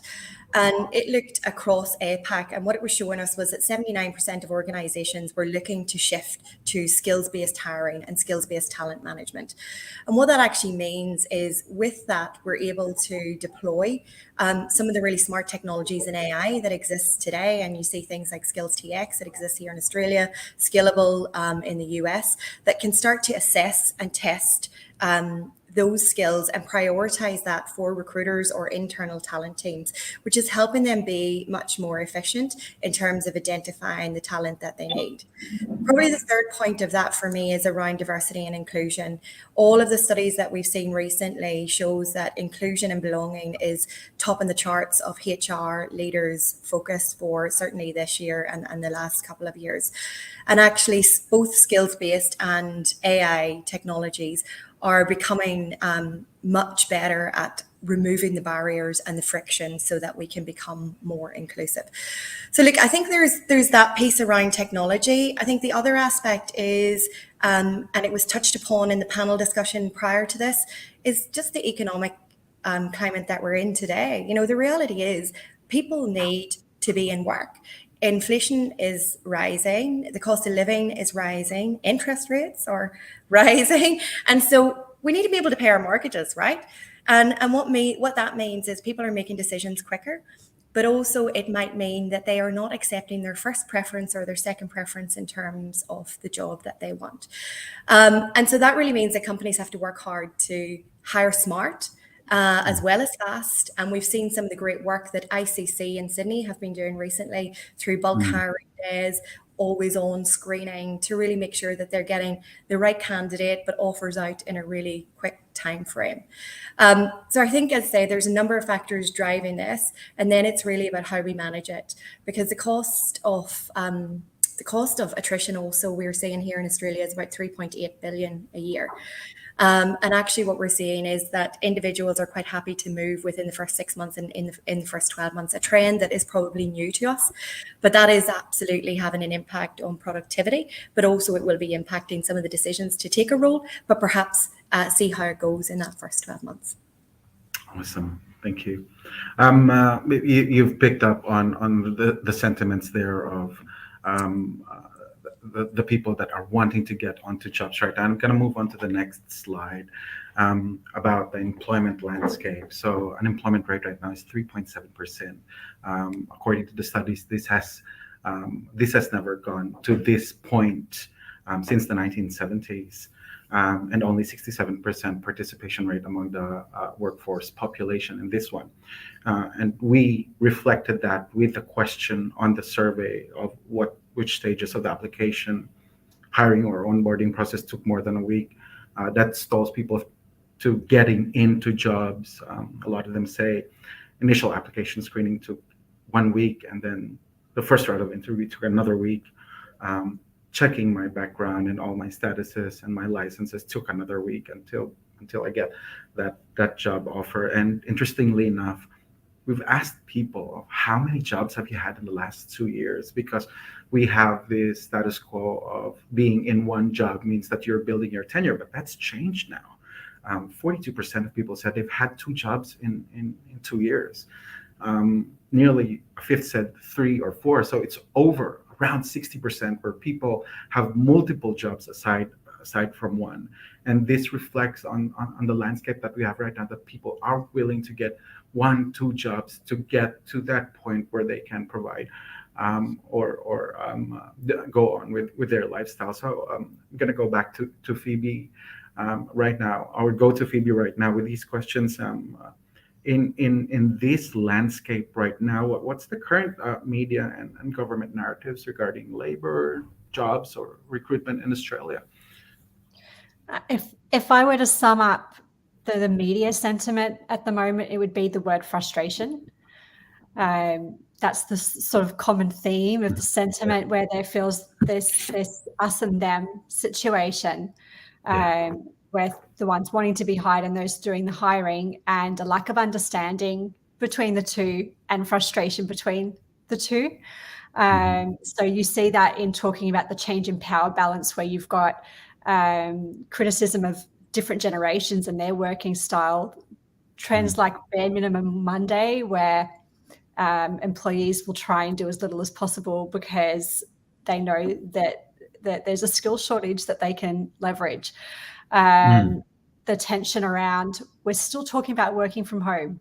We're still talking about flexible working, and the frustration of employers wanting them in the office. That's still being talked about quite a lot in the media. So that's still going on, and I think that frustration is why you had such a high response rate. If people were happy, they don't need to talk about it. Yes. And so we know that there's those record levels that you talked about of job mobility, 9.5% in June for the second year in a row. That's the highest in a decade. Yeah.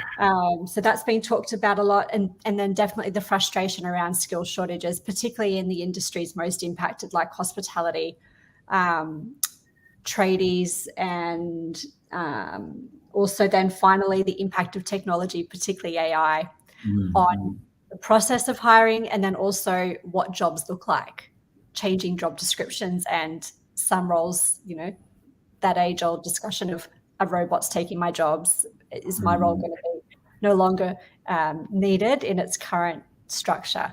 So they're all the things being discussed about. I don't think any of it's hugely productive.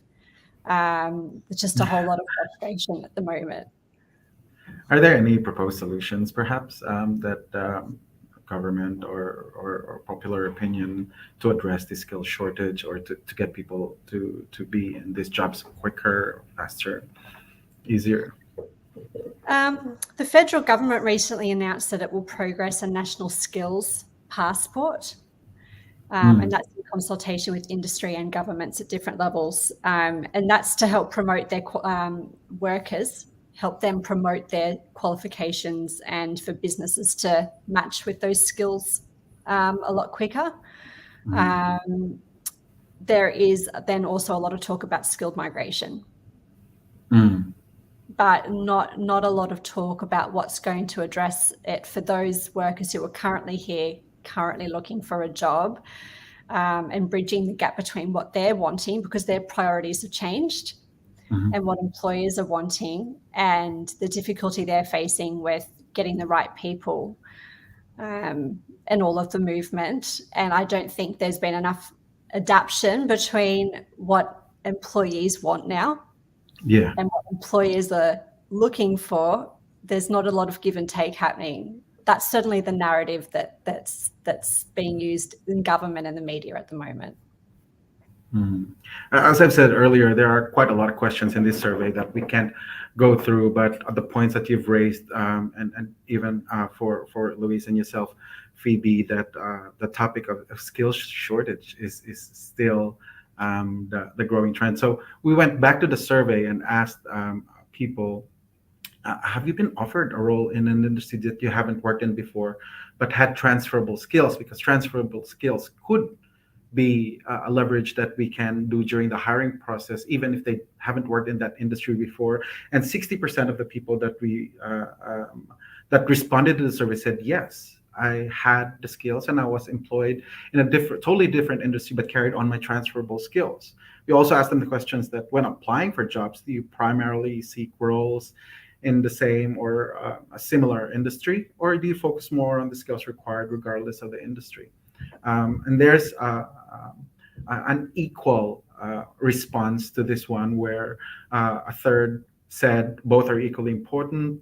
A third said, I've been doing this, I've been applying my skills in the same or similar industry. But a third also said that the skills are the focus regardless of the industry, because transferable skills are pretty much important when we go through different jobs. We know people have in the survey, there is one respondent there that's coming from the healthcare sector and moved on to the manufacturing sector. So I'll get on to my questions with to Austin. And there's still a lot of this conversation of what does skills-based hiring really mean?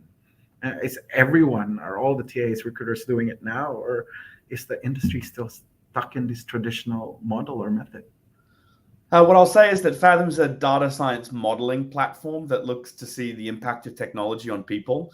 And how we do that is creating a really common vernacular of skills and what we call an ontology of skills. That what does that someone actually do?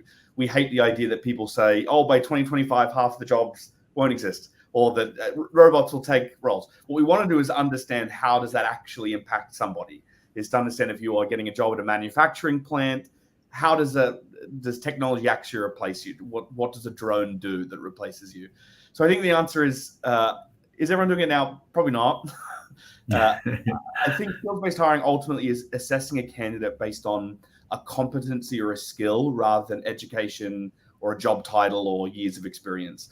And what I do think companies are sold on is the idea that they can't hire and fire their way out of a skills deficit. And that, I think, is something that everyone is on board with. Even last week, I was speaking with a large bank that are going to build a data science division because it is simply too slow and there are not enough graduates to be able to do what they want. So I think in our world, we talk a lot about this idea of trapped capacity. And I think this is really important for this area is Louise mentioned sort of a diversity and inclusion component, which is that skills-based hiring ultimately from like a legal and ethical compliance is a really good step, but it's also really good for diversity and inclusion on transversal skills. There's a really interesting report that came out that showed that women were 50% less likely to apply for a job role if they didn't feel they were a 100% match for the job description. So there's a real cultural shift that we need to take in helping people understand that their skills are X and they have a series of transversal skills, but also a heavy focus on the idea that that acquiring skills like agility and adaptive to learning and communication skills and emotional intelligence, that these are always trending up, these human people orientated skills, and being able to identify and demonstrate is a really critical component of skills-based hiring at the moment. Excuse me. Yep, that's so good. And I think with the last 5 minutes that we have here, I just want to encourage people, if you have any questions, feel free to leave it in the chat box or leave a message there. But I have a question for the three of you, and any of you can answer this. Since we're talking to TAs, recruiters, how can recruiters introduce a skills-based approach in their workflow or in their organization in terms of getting a simple and efficient process? And almost all of you said that it's the skills that we are going to focus on moving forward. That's the future of hiring. So again, the question is, how can recruiters introduce this approach in their organizations? Or for Phoebe, how can companies float that culture, that profile for their company, for their brand, that they are focused on the things that answer this skill shortage or align to the trend and the current sentiment right now in the market.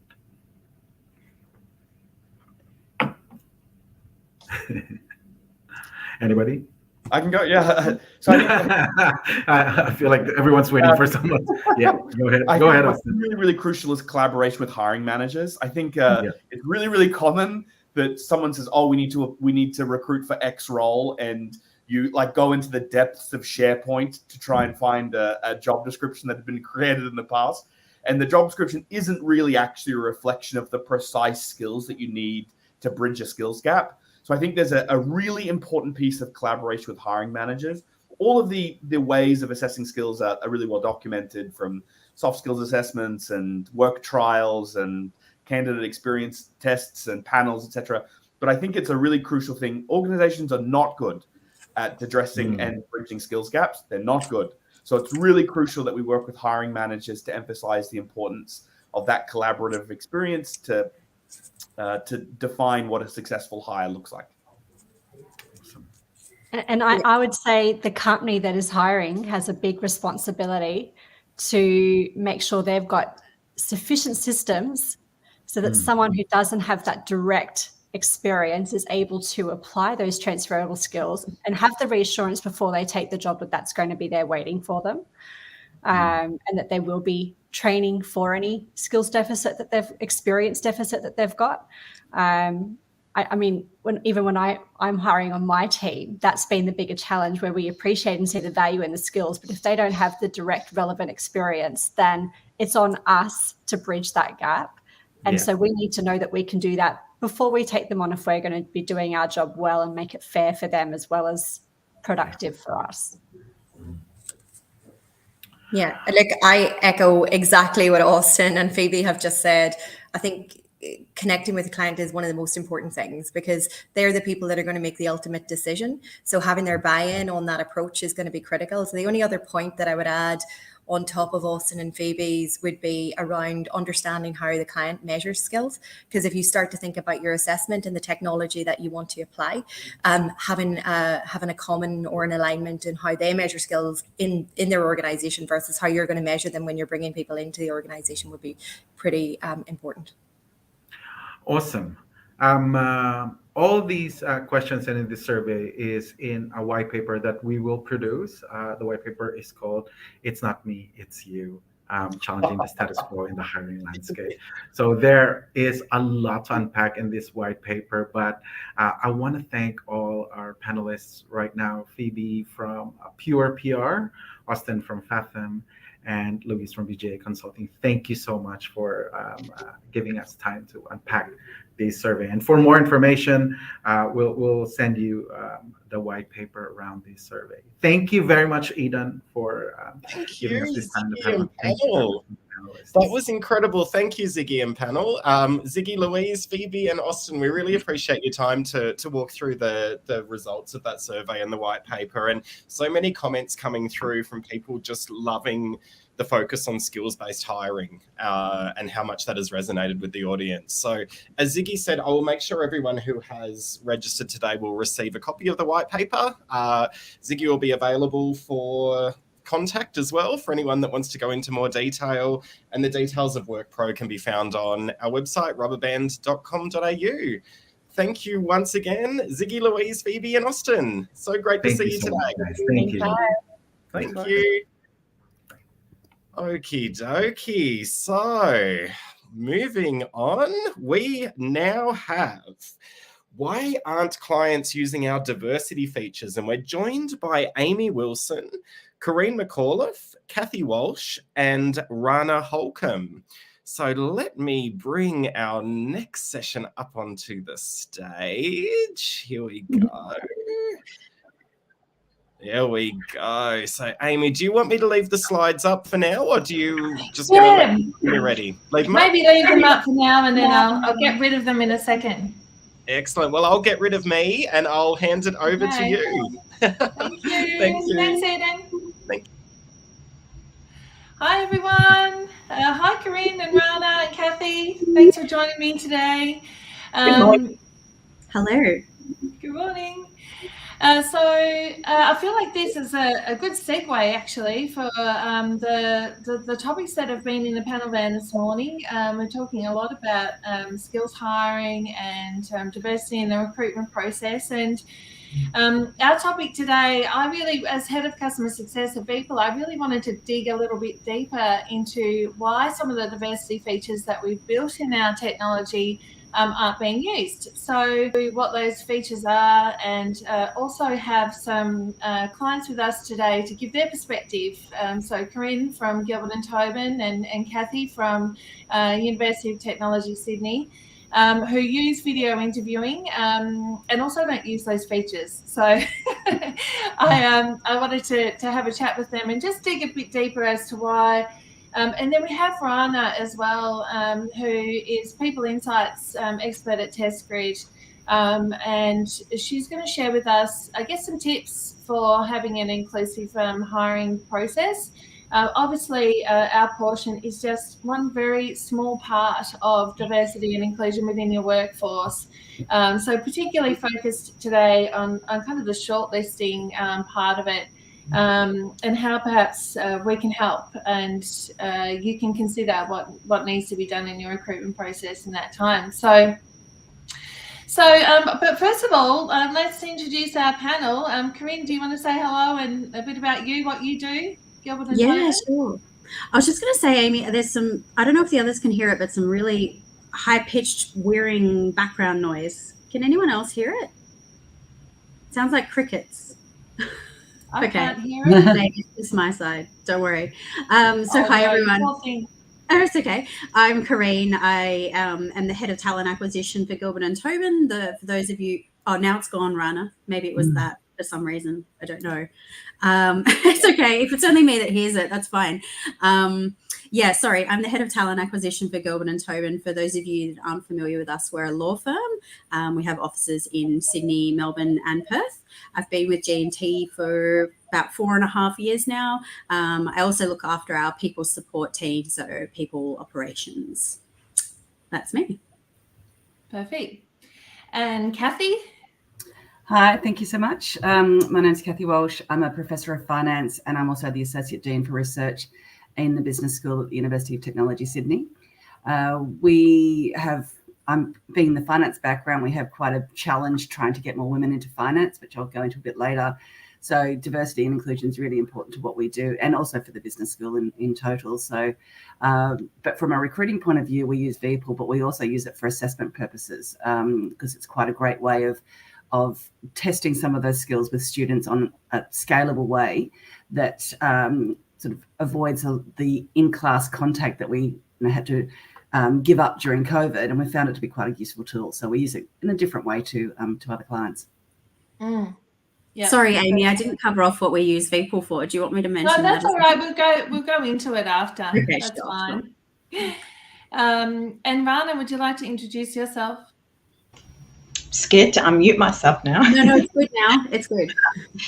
Thank you, Amy. Rana Holcomb. I've been working at TestGrid for 2.5 years, and we are, heavily involved in psychometric testing and the use of video interviewing for recruiting the best talent and the most suitable for the particular role. So we help organizations utilize our tools to make the best hiring decisions. And there's a lot of, that involves a lot of fair, objective methods, very diversity friendly, obviously, of course. And that's why I'd like to add a little bit of that inject that into the conversation today from that angle. Excellent. So to give everyone just a little bit of context, who we are. So VPOL actually is part of a suite of the TestGrid company, services, assessments, and technology. The TestGrid is an Australian psychometric and skills assessment and consulting firm. And we provide the asynchronous video interviews as part of that suite. We also have live video interviews and recruitment process automation, which we have a tool called Campaign, basically, that is like a candidate management platform. So it's really the asynchronous video interviews and that Campaign platform that I wanted to dig into a little bit today. And it might be one of those things, where people go, video interviewing, of course, there's going to be unconscious bias and there's people, looking and judging someone. And so it may seem counterintuitive to try and make that process as inclusive as possible.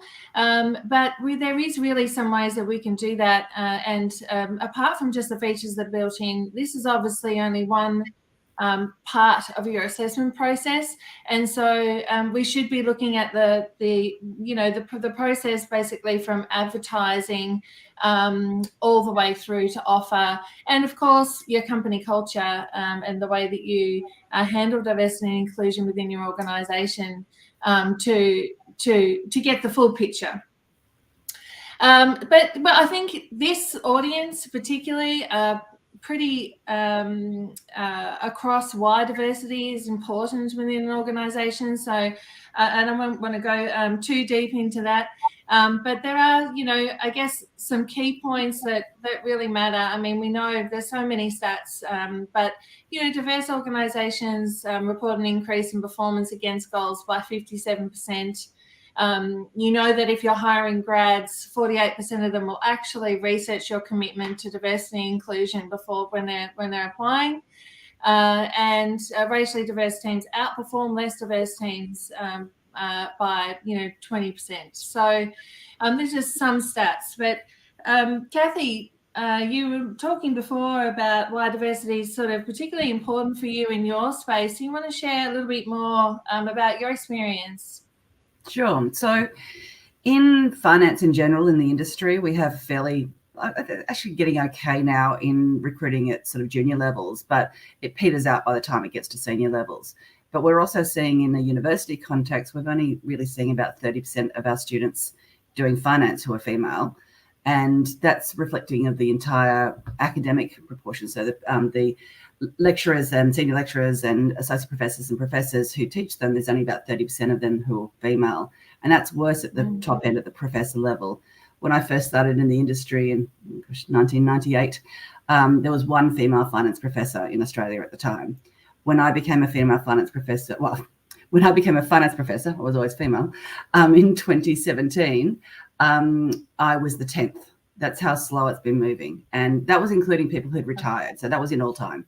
And given there's about 30 to 35 universities that teach finance in Australia, we've still got really low proportions. So we're really keen on understanding how we can address unconscious bias, not just in our student population, sending them out for the workforce, but also in how we can actually use it for getting a more diverse team in the academic world. Yeah. Corinne, did you want to add anything from your point of view? Yeah, so traditionally law firms, particularly at the senior level, partnership level, have been very male dominated. Most people would probably know this. There is a real big push in the industry now to get more females into those partnership positions, but not only getting them into it, but getting them interested in being in the partnership. I think traditionally a lot of females haven't wanted partnership promotion opportunities. So that's been a bit of a challenge for us. A bit of a shameless plug for G&T. We have actually just recently achieved our 40% females in partnership quota that we had from a few years ago, and now we're looking to push that even further. So very proud of that. But what you do see in law firms is there are usually more females at the junior level, even applying for clerkships, than there are males, but it seems to peter out as it gets more senior. So really trying to push those boundaries now and get people, I guess, to stay in private practice for longer. Yeah. And is there other things too, Corinne, that legal firms are notorious for being judgy about in the application process that you try to remove? Yeah, so it's not just law firms, actually. Other industries I've worked in as well can be quite specific around very black and white criteria when they're looking at junior candidates. So the first thing that springs to mind for me are academic transcripts and having a weighted average mark cutoff.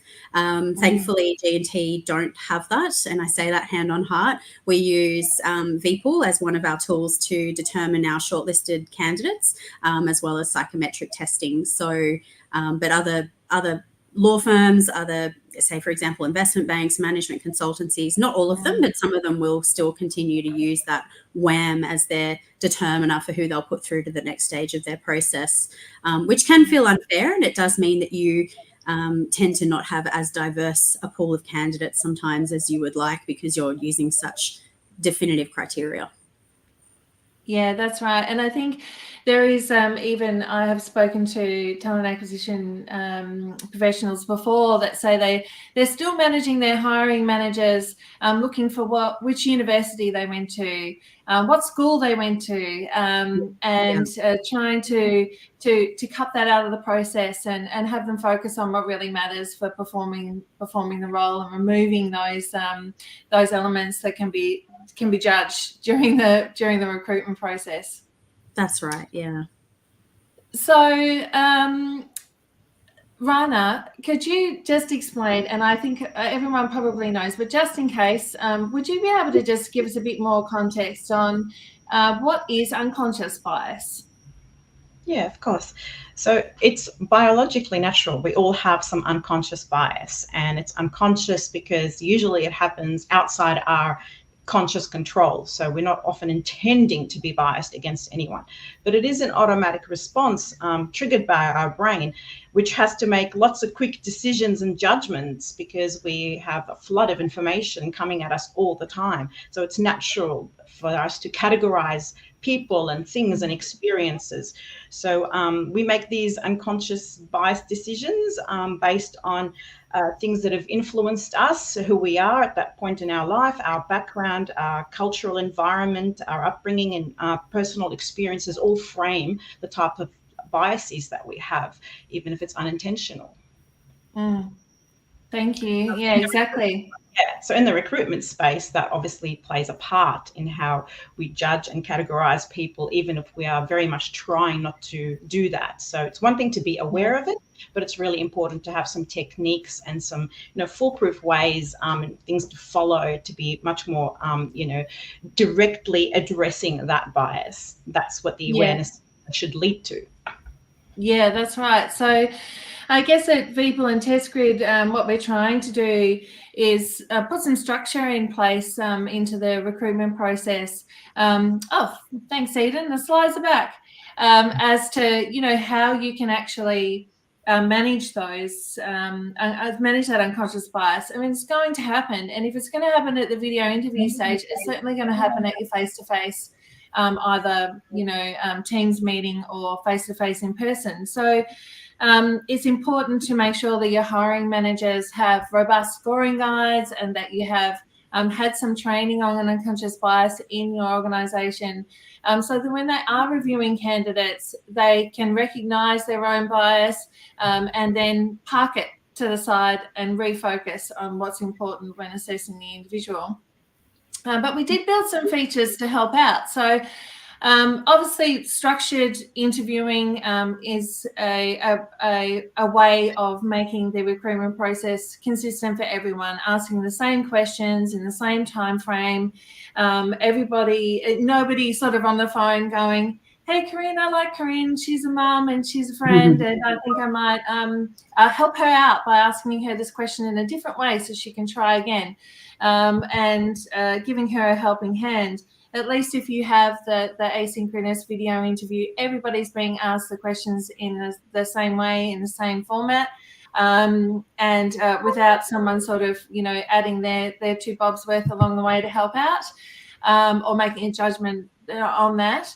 But also we built some features. And it's funny because often we will have to apply for tenders, or, a particular client makes a request. The diversity area of the business is really focused on making sure that the recruitment process is inclusive as possible. And so we built these features. So audio only obviously is pretty obvious, but there's no video. So the types of areas that you might use this would be a call center, for example, where the customer's not going to see the person, so therefore you probably don't need to see them either in your assessment of them. Others are anonymous reviews. So basically, when the hiring manager receives the video to review, they switch off the name of the person, so there's no judgments on whether they have a foreign name or not, and also can hide the video as well. You're still going to hear an accent in that case, and I think Kathy made the point that, maybe that's why they're like, I'm still going to hear their voice anyway, so what's the point? I may as well watch the video too. And that could be fair. And then we have candidate's choice, where you can set up the interview so that the candidate gets to decide how they would like to respond. So they could respond in audio only, video, or written response.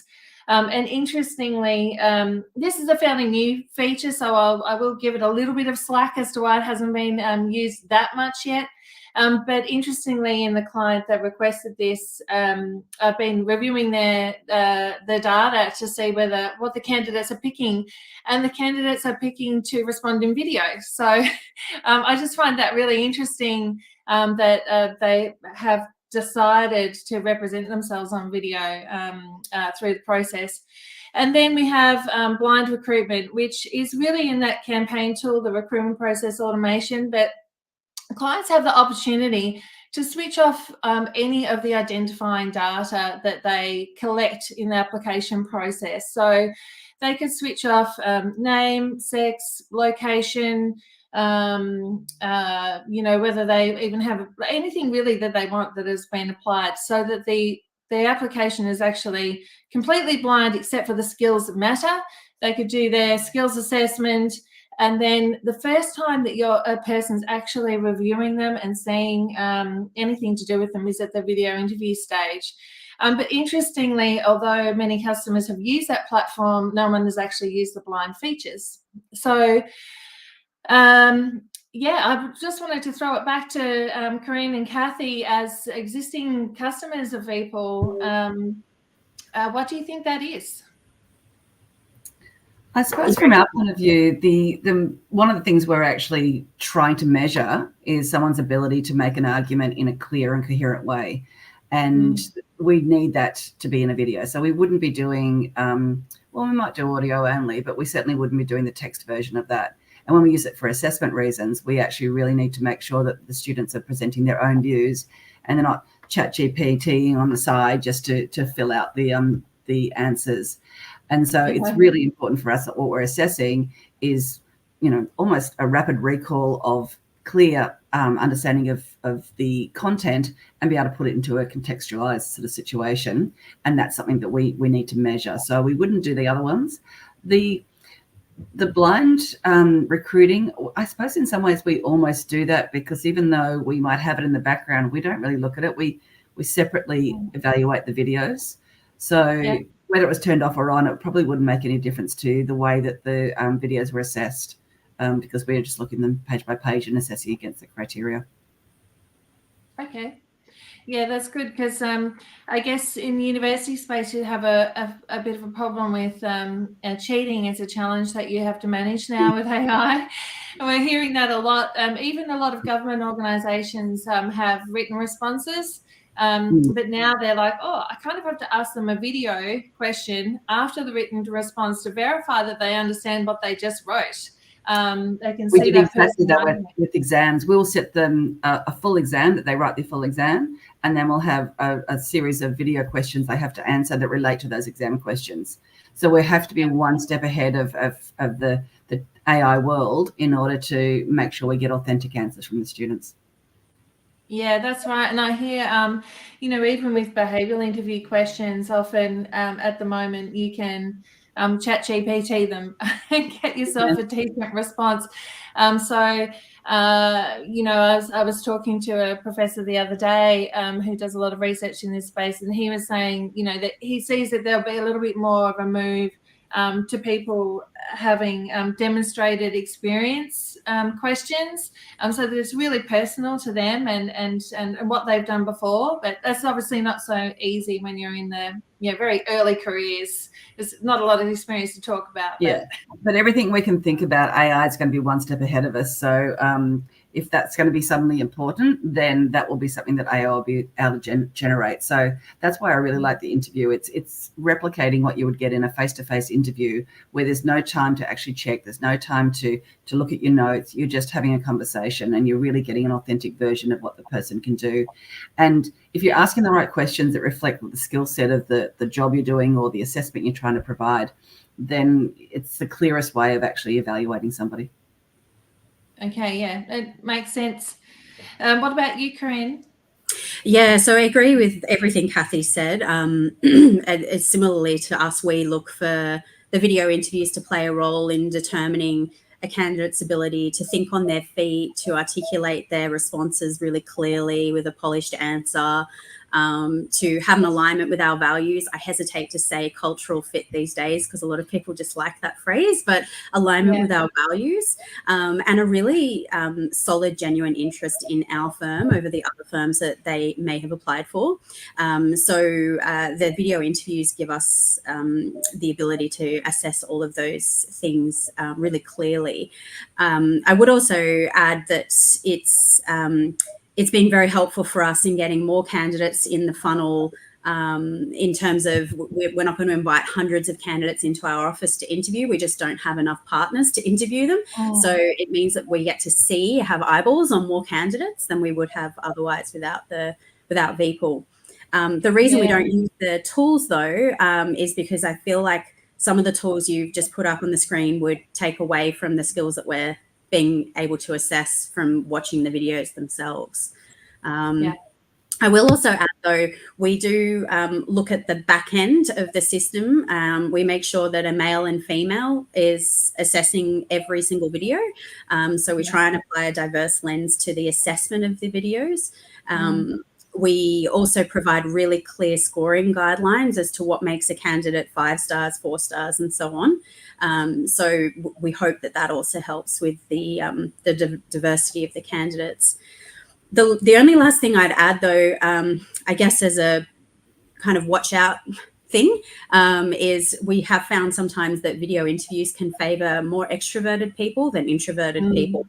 So we've had to have conversations with our partners around being mindful of that. And just because someone seems shy doesn't mean they wouldn't be a great lawyer.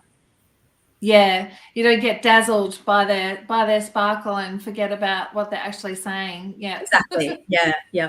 And actually, funny enough, over the years, we have found that females actually score higher in video interviews than males, and maybe yeah. And I guess to your point, Corinne, it's not always possible to bring everyone in an office, and in fact, it's not that inclusive either for people who may be lower socioeconomic or have young families. Doing a video interview can actually be a way to bring more people into the process and make it more accessible. Exactly. And from a student point of view, sorry, I just got to say, from a student point of view, something as simple as owning a suit can actually be a barrier to getting a job. So it's quite easy to sort of show, just top up, you're not really clear what you're wearing. And it's such an opportunity for low socioeconomic students to get into the workforce if they have that first barrier removed. Yeah, we've had so many of our candidates do video interviews from overseas. We've had someone do it from a hut in Papua New Guinea or something one time. You know, it doesn't matter to us what they're wearing and where they are, as long as they can answer the questions. Yeah. So I guess in summary, because we're going to be running out of time in a little bit, I'm going to throw to Rana for some tips. But obviously, you know, video interviewing has its place, and there are many benefits that need to be weighed up by the challenges of having some unconscious bias within the organisation. And so we try to manage those elements as best we can through the process. So Rana, do you have some final tips for everyone? And also I should say, I do actually put it in the comment here. I do have a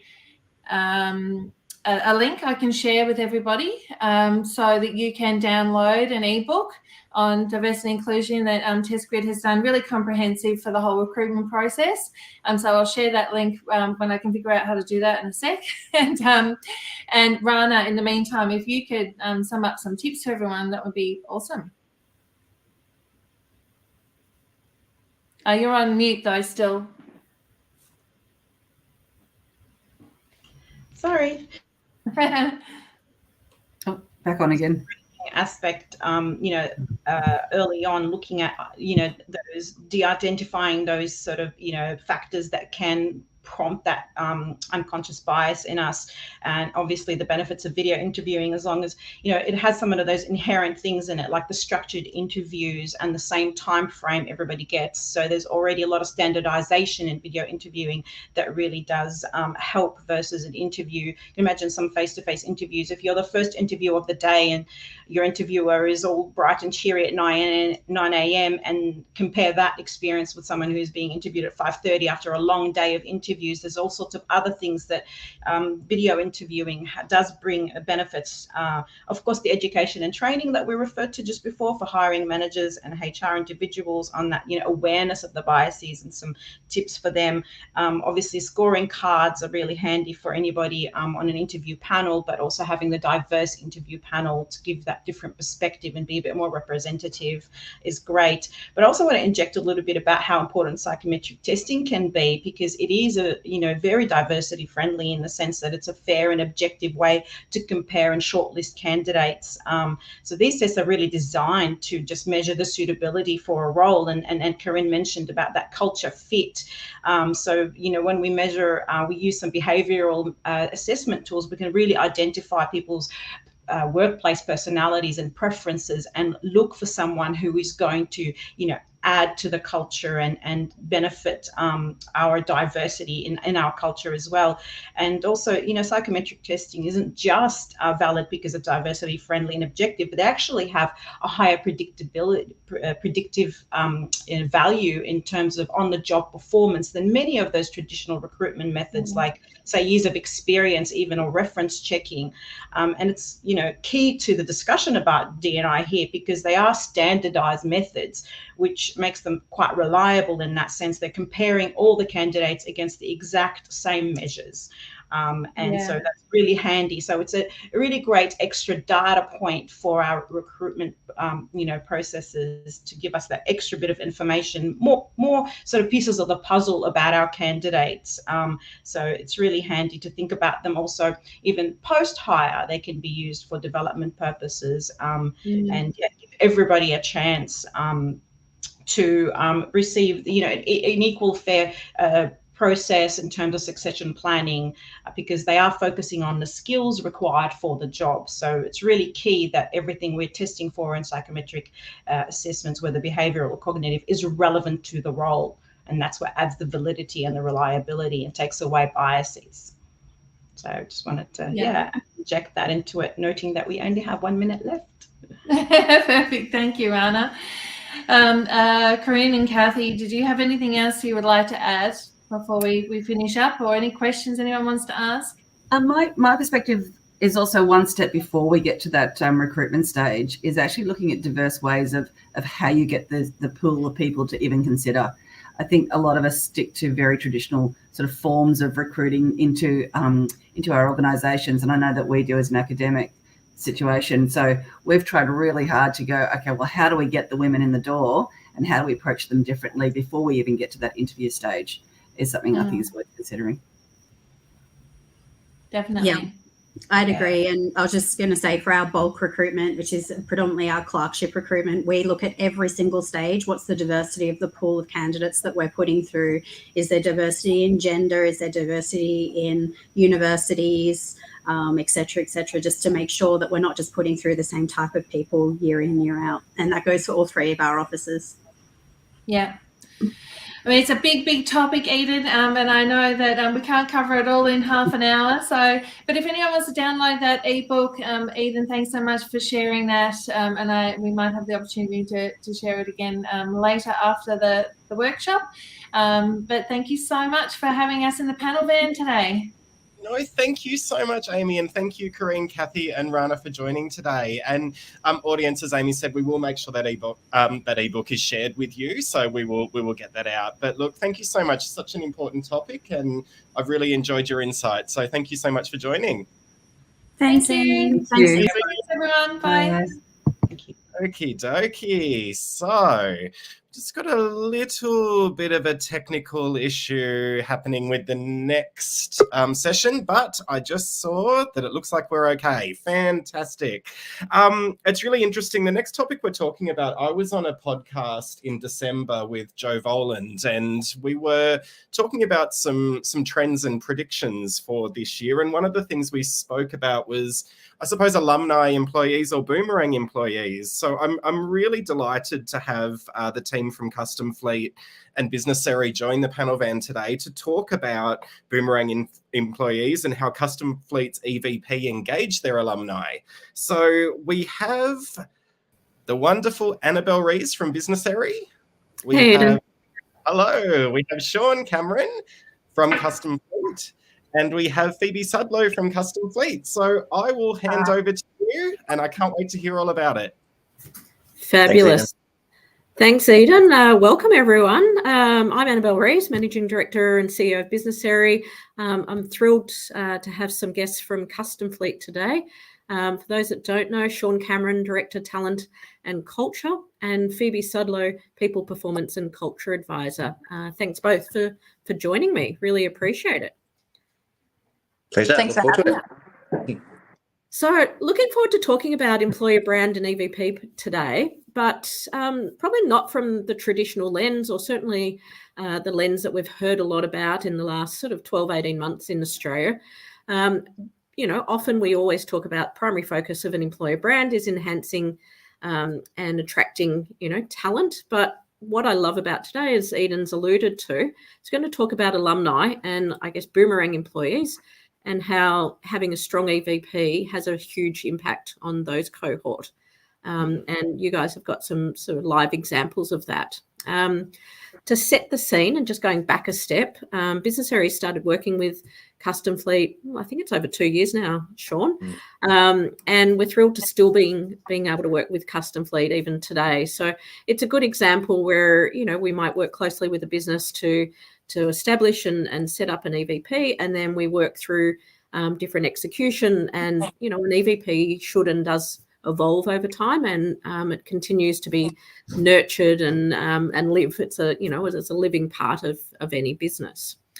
Look, I thought it might be helpful for context. We often get asked about what's the Business Area model for creating and articulating an EVP.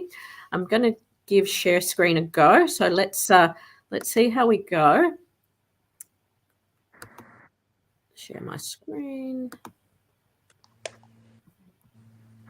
And what I thought might be helpful is to talk through, you know, what is our model? What is the Business Area model for, you know, creating an EVP? And then we can talk through how that's then relevant from the Custom Fleet perspective. So hopefully everyone can see a slide there. So for Business Area, we talk about 4 stages of creating an EVP. We talk about there's a really important upfront piece called the discovery stage. Then we look to create. Sorry, Annabelle. Just sorry to interrupt. We've just got the wrong stream up. You've got your studio up, but not your slide deck. So just the wrong screen. Yeah. Oh dear, tech. That's you know how much I love this. All right, let's try present. Screen. It's okay. I'll remain here until we get it up, and then we'll. There we go. Let's see if this one's working. Here we go. There we go. Excellent. And you might just want to click on slideshow. Yeah. Yeah. Fantastic. Perfect. Sorry about that. So discovery. Probably we would like to think most important part of setting that EVP up to be a true reflection of your business. You know, we all hate where we see those tried and true EVPs rolled out that say exactly the same thing as every other organisation. So for us, and a really important part is getting under the hood and understanding what is it about, you know, Custom Fleet, what is it about each business that's unique. And we have a way of looking at that through various focus groups, interviews, other materials to really deeply understand what is that secret sauce. What we would then look to do is move to that development phase, which is, well, how do we turn that, what is in essence raw data, into some really clear themes, some attributes, some EVP statements, and some core sound bites that represent and turn that raw data into something that then can be used commercially, used from a recruitment marketing perspective. We would look to build a playbook, very akin to if you have a corporate brand. Our employer brand is just a flip side of the coin to that. So how do we bring that employer brand to life? That starts to come in terms of design and design assets, that playbook, that alignment to. Sometimes it's a brand that's just like your corporate brand, but you know what we loved with Custom Fleet was they really pushed the envelope creatively to look at bringing a design element and assets that were really quite unique. And then, you know, what we're sort of probably more focusing on today is that delivery, and that's a continual loop. So how do we build those EVP attributes, statements, the look, the feel, the meaning into the internal processes equally as much as external processes, and how do we continue, engage and communicate with our audience? So that's just a scene setter, shall we say. Hopefully we're back on just us. And I thought best way to kick that off is enough from me and over to you, Sean. Maybe we can start with how is the process for Custom Fleet turning your discovery work into an employer brand? Yeah, I think it's been an incredible process, and every week we get proof points of that. I think, you know, we've had 12 people return to our business in 2023 alone. And for a business that's 350 people, that's pretty astonishing. It's something I haven't seen in my career to date. So I'll talk about at the end, some of those lessons learned. But, I think we've probably, for the investment we've made, we've earned that back probably 10 times now, which is just incredible. But the process is one, you've really got to trust the process, right? When I reflect back on it, I'm like, okay, yep, that happened. If I just listened to Jason every time he told me it was about trust the process, then I might not have put myself through so much anguish at that time. But you do have to trust the insights are right. And partnering with the right agency is really important. And I'm very protective of the people that I bring in to work with Custom Fleet. And I had actually met with 4 or 5 different agencies to pitch for this work, which I found Business Area on a last-ditch effort via a Google search. So I kind of felt like in the market, there wasn't a strong understanding of how to go about creating an EVP. And I think about that as an organization of 350 people. We do have a widespread across all of ANZ, but that's still a tight, connected team. So if we just sat in the HR ivory tower and produced something that was going to be great for attraction, but didn't tell our true employee experience, that would absolutely not fly and it wouldn't be supported. So I kind of felt like the people in market were more about the marketing spin and the design versus actually, I wanted to understand how people were feeling at a deeper level than an engagement survey about the current employee experience. At the time I'd met Business Area, I was ready to kick off our own internal process. I designed my own discovery process, but meeting with Jason that first time, it was a real meeting of the minds, and almost immediately, I think it was next day, we had a statement of work signed to kick off some work with Business Area, which is amazing. So Jason just helped us tweak that discovery process. What are the right questions we need to ask to elicit the right responses? But engaging a lot of your people is really important, and we engaged over 50% of the conversation. So that was a lot of information for the crew at Business Area to process, but that volume of information and the amount of people that we talk to really validates the outputs and the overall outcome of our EVP. Perfect. And you've mentioned Jason. Certainly we're lucky to have Jason Burns as our head of VP, employer brand and TA, who has a deep expertise in everything that is around talent and EVP. So anything, you talked about some trusting the process, but were there any surprises or anything in the data that you went, wow, that resonates, but I wouldn't have done that but for going through the process? Yeah. I think, as I mentioned before, the information and the stories that come up are really rich, and kind of as an internal person, especially with someone who has culture in their job title, I felt quite protective from a custodian perspective over the whole process. So I think a big lesson for me was actually just about letting go and letting Business Area do the job that they needed to do, which was to come in with a fresh eyes perspective and hold up the mirror and reflect our employee experience back to us in ways that maybe we don't talk about it, or for some organizations I've definitely been in, you put your head in the sand about certain things that you don't want to hear, right? I think what Jason and the team brought to us was that clear understanding that we're not trying to, through the development of an EVP, create an aspirational culture statement. It actually has to be grounded in what our current employee experience is. So it has to be really real for it to resonate, not just in market, but actually in my role, I also lead internal communications, for that to come to life in different ways that isn't just about the external candidate attraction. Some of the stuff, as I said, is stuff that you might not want to hear, but you've got to be, you've got to let people be open and take the good with the bad throughout this process, or it just kind of feels like you're asking people for all the good stuff. But with some of the stuff that comes out, there's ways to turn that so we're actually attracting candidates with the right attributes into the organization. And I think a good example of that is in the 5 EVP pillars that we came up with. There was a lot of stuff in our discovery workshops around how we work together, which eventually became a theme around navigate in the fast lane. And so for us, and what we learned is that,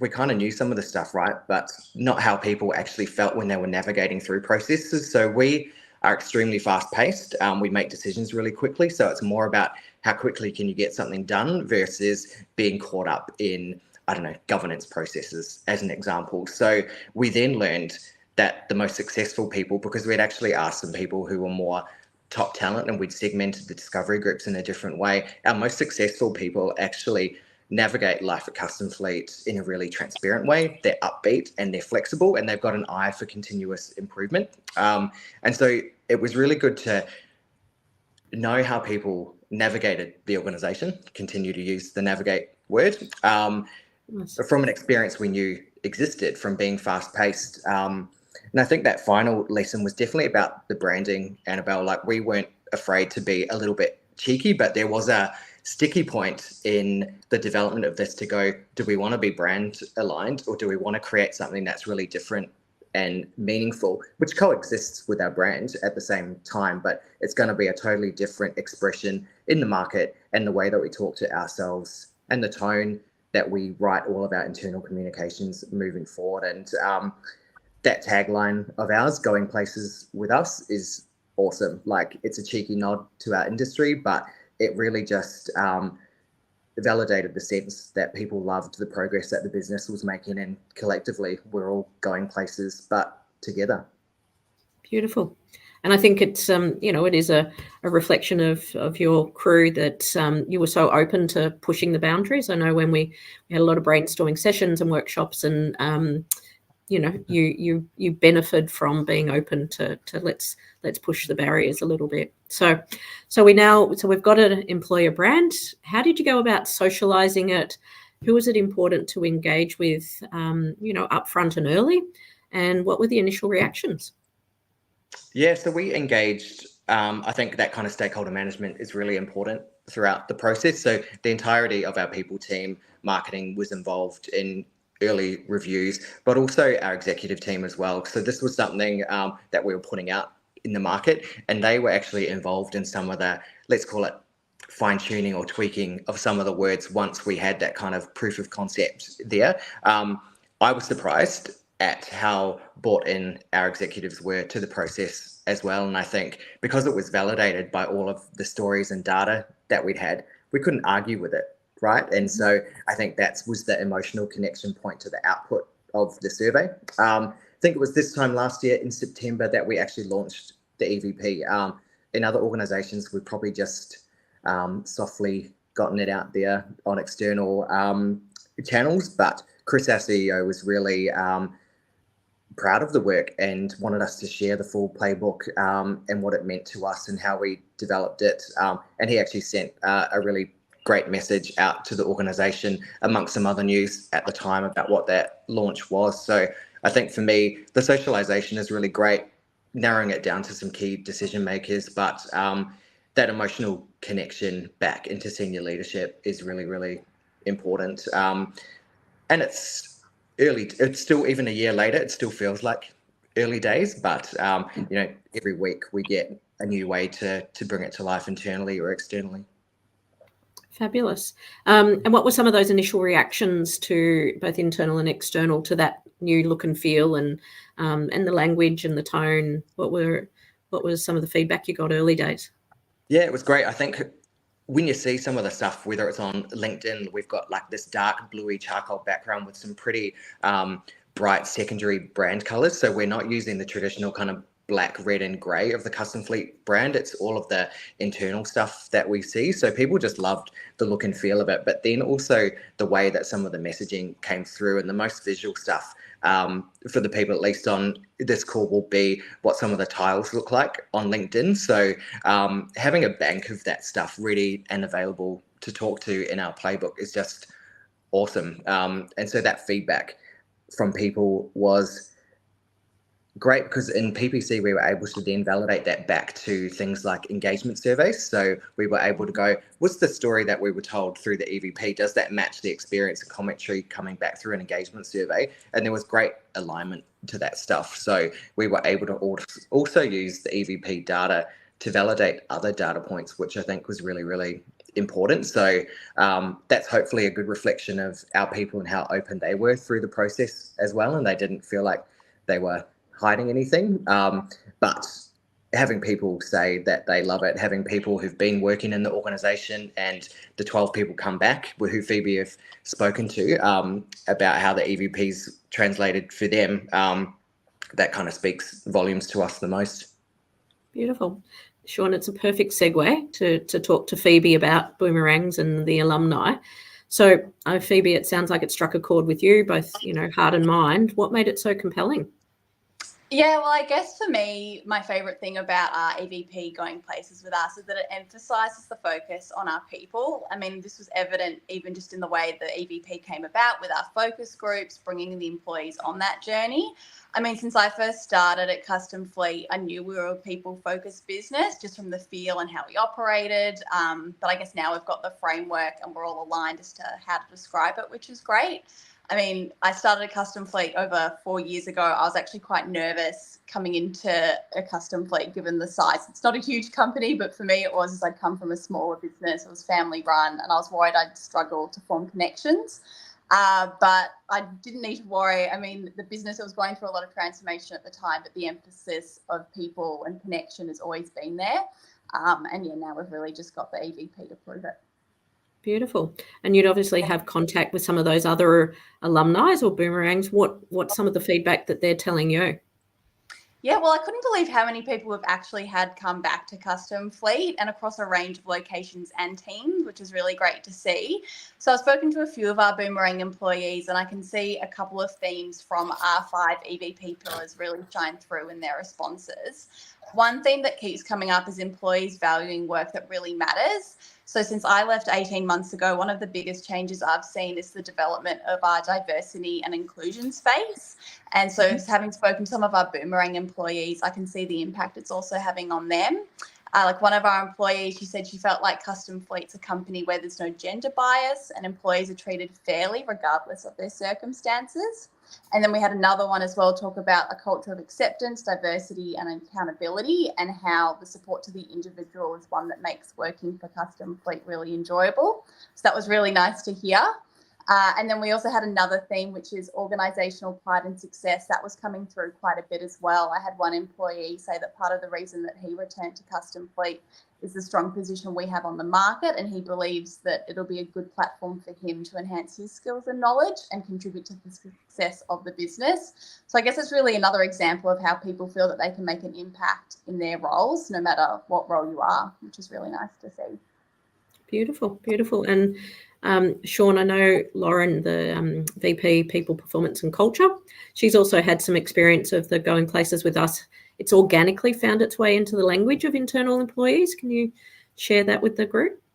Yeah, it's subtle, right? Like it's the fact that we don't use old school terms like staff or employees or even team these days. Like we call each other crew as a collective, that's another nod to cars and trucks, but it blends through all of that stuff. And I think, again, having the internal communications hat that I wear, we're able to weave that through everything from CEO comms to our engagement survey, which launched today. Part of the EVP is not just what you see, but it's everything we want to tell in terms of the story. So our people love the fact that we've got an amazing focus on diversity, equity, inclusion, and belonging. So as an outcome of that, we go, okay, awesome. That's something we need to upweight for the future.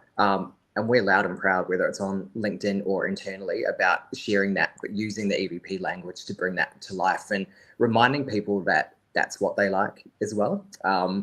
You said you like this, and we've done X, Y, Z to even enhance where we were today. Lauren loves the things like Chris was at a dinner. Chris is our CEO. He was at a dinner in Auckland, industry dinner, and he had 2 women come up to him separately on that same night saying, I love the work that you're doing with Women in Fleet. What type of job opportunities do you have at Custom Fleet? So to have a CEO directly asked by 2 people because of our efforts in diversity and the way we've expressed our EVP, like that is awesome. Absolutely. So it sounds like there's a bit of you've been able to really wrap your hands around that secret sauce and articulate it. We talk about attraction, both alumni, new employees. Can you talk a little about retention? I think, you said people love working within and, they love all of those, but what are some of the specifics around that retention that you've noticed? Yeah, I think it's just absolutely probably what I just articulated. Like if we think about the 12 rehires, that's great from attracting people that have left and then come back. From a data perspective, we've even had only 2 what we'd call regrettable exits this year. So that could be people who we consider top talent versus 9 last year. So there's different data points and proof points that we're kind of figuring out. But we also had an increase in our engagement pulse survey from the last survey in 2022 in people wanting to stay with the organization for the next 12 months. So it's nice to see that play out in some other people data as well. So, there's long bows to draw, and I'm still learning every day about the best ways to use that for a retention perspective, but all the data's pointing the right way, which is awesome. Beautiful. And I mean, that's often, and certainly in the market that we're all in at the moment, data and proof points and return on investment become, really important to be able to keep doing some of the work we want to keep doing. So nice. So what's next? What's on the agenda? And I have, a little sneak peek to some of it, but maybe tell the audience, where's the Custom Fleet brand moving and what's next? Yeah, well, I think that's the great thing about a partnership, right? Is you guys are trusted to us, and we can be more like a family, and we can disagree and commit. I like to think I'm part of the crew. I just call myself crew now. So yeah, so that relationship is really important. We've launched a couple of months ago work that we call our driving force and destination, which is effectively our vision and purpose 2030 and beyond. So we've continued that work with Business Area because they know so much about who we are. Actually helped our CEO in scripting some of that launch presentation led by myself. So that's where the next evolution of our EVP is going to come, and launching our vision and purpose in line with our EVP. So we've got some cool stuff in the works, some videos that Annabelle and the crew are working up for us now, which is going to be a candidate video, a video that we'll use internally as part of onboarding. Mike and my team has just launched a new video interview tool. So that's been a really awesome project that we're working through at the moment to kind of think about from the first point that you're in contact with Custom Fleet in the recruitment process, what that kind of feels like from a branding and look and feel perspective. So it's great to have a tech solution that we're able to apply the EVP to. What else have you done for us? There's a Canva toolkit. It's going to be awesome. So setting us up with templates where we can, as we learn different things and we find out things in the organization, we can express different tiles and create some of our own imagery and design that we can use on LinkedIn or internally with the templates that you've set up for us without having to, go back and spend a lot more money with you, which I'm sure you'd appreciate, but it's really helpful with the limited budget that we have. And thinking through, EVP changes all the time. I think this current articulation might see us through to 24, but late 24, we're probably going to have to start thinking, what's the rediscovery process for a relaunch in 2025? Beautiful. So I love following you guys on LinkedIn, of course, and you also went through a process of refreshing your careers website 6 odd months ago, maybe. But what's the best way for? Is that the best way for the audience to learn more? Yeah, definitely. Caveat is we are in market to totally transform our external website. So I would say the current website is probably not the look and feel that we actually have that is internal, but everything you can find on customfleet.com.au/careers is there. You'll see all of our efforts in relation to diversity, equity, inclusion, belonging on that page as well, which is great from a traction perspective. Our LinkedIn also, feel free to check out all that stuff, but happy to catch up with any of you and talk about our process more. Perfect. And I'd say, certainly my experience, Sean's very open to anyone just wanting to have a chat and share experience. And And certainly I know, Jason Burns from our team loves to talk everything employer brand and EVP. So if anyone wants to reach out. Guys, I'm going to start to wrap it up. So Sean, Phoebe, any last sort of final takeaways on, coming back to our topic about, boomerangs and alumni and really how to make sure that we're reaching that population? Yeah, I think probably the final reflection is thinking about alumni. We had no idea that this was going to lead to a spike in people coming back. So we had no fixed mindset around what we thought was going to happen when we launched our EVP, which I think is actually a great way to go about it, because you are not thinking about what the finite outcome is going to be. What I love is that we're thinking about how do we keep engaged with our alumni. Of course, there are people you probably don't want back in your organization. That's absolutely okay as well. But what does that separation process actually look like? Like, how do our leaders behave when someone resigns? And how do we, if someone was top talent, how do we continually engage them? And that's stuff we need to think through more critically. But it's stopping some of that behavior where I'm sure a lot of you on the call see if someone resigns, someone's written off, effectively they're replaceable, and we'll never see you again. That's not who we are as an organization, and definitely not the leadership behavior we want to promote. So how we keep in touch with our top talent and hopefully get them to grow and bring them back is what we're thinking through now. Beautiful. Well, Eden, I think that's a beautiful segue into thanking both Phoebe and Sean for their time, and appreciate anyone wants to find any more about Businessary, businessary.com.au. We have a case study about custom feet specifically on the website, and by all means give Jason or myself a call.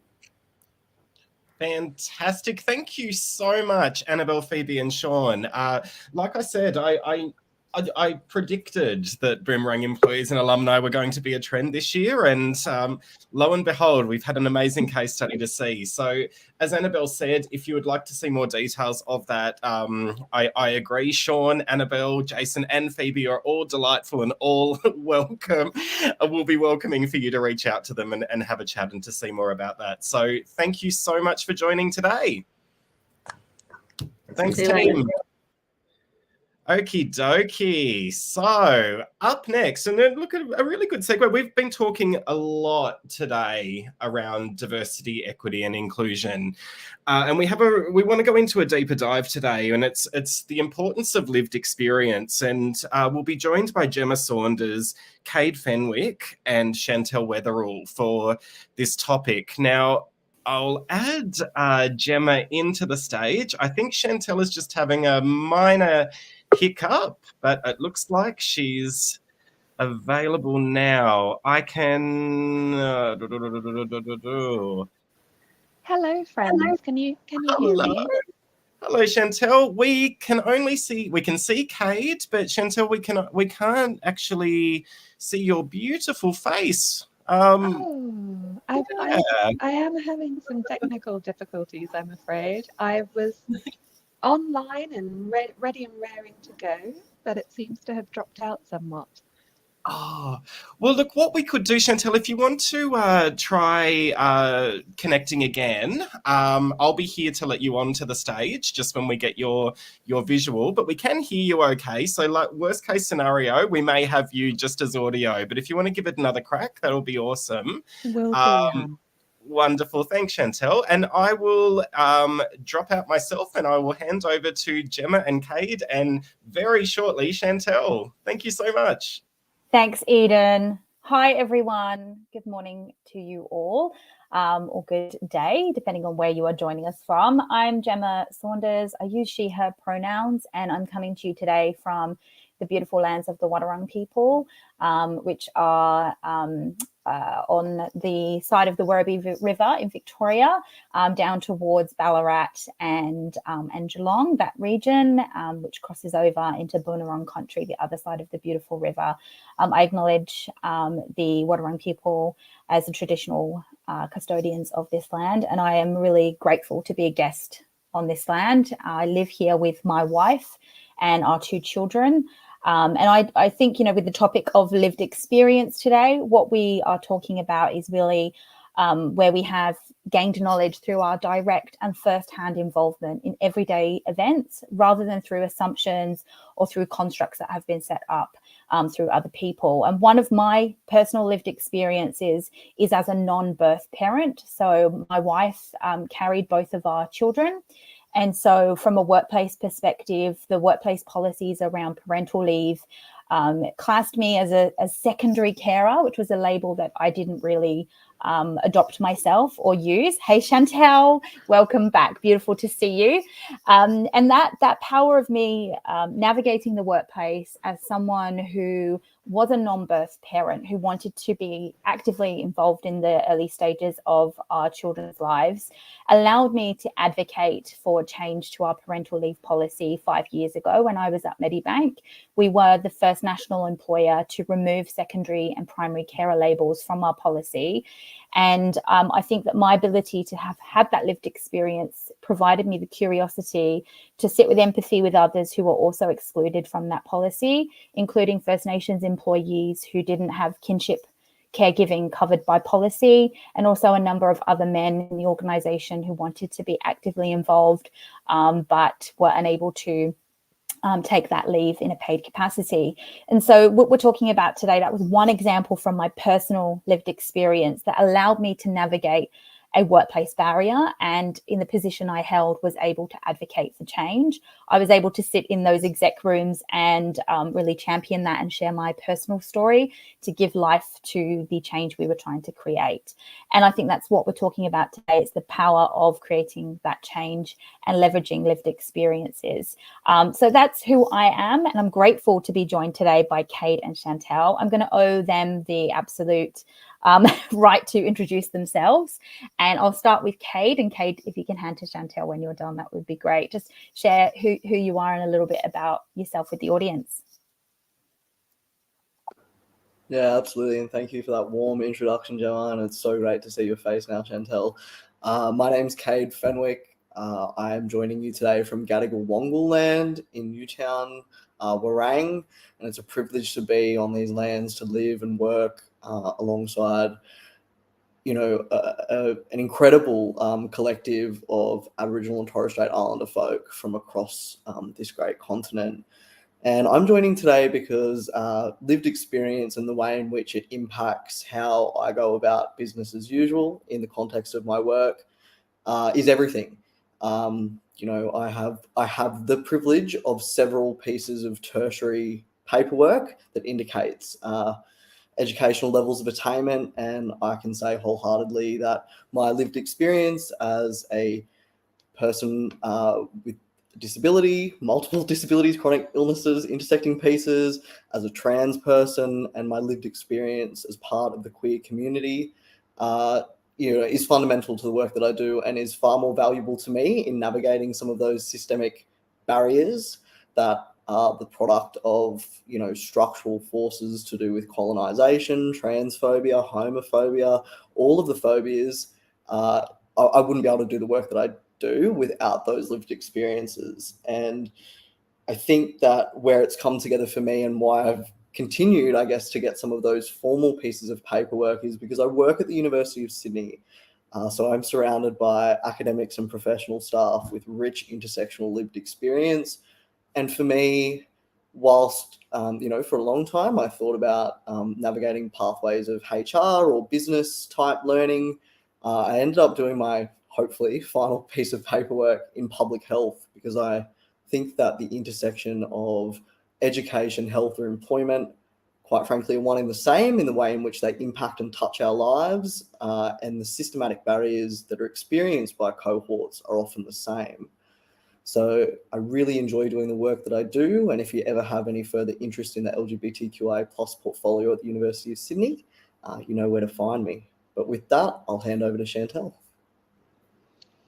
Oh, what a wonderful introduction. It's a pleasure to meet you and to see you, Gemma, and to be here live with all of our wonderful viewers. I am Chantel Weatherall. I ordinarily would be dialing in from the beautiful Jarrah country in central Victoria, but I am actually at home visiting my family in Central America, and through the miracle of technology, I'm able to join you on this call. I am very lucky to have worked for about 20 years now across a number of roles, primarily with a HR background. But I describe myself as a strategist and storyteller and a facilitator. And that's the case whether I am writing brand propositions for businesses who want to attract talent, or whether I'm helping people to work out new policies for diversity and inclusion. And what I love about this conversation around lived experience is that this is best practice of how to create environments that people can thrive.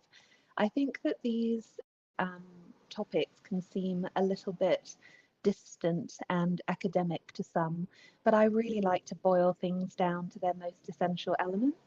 And what most of us here on this call are here to do is to learn how we can create environments in which people can thrive, because individuals thriving leads to group thriving, which leads to engagement and fantastic results for business, and really happy people as well, which is a really beautiful outcome that we should all be aiming for also.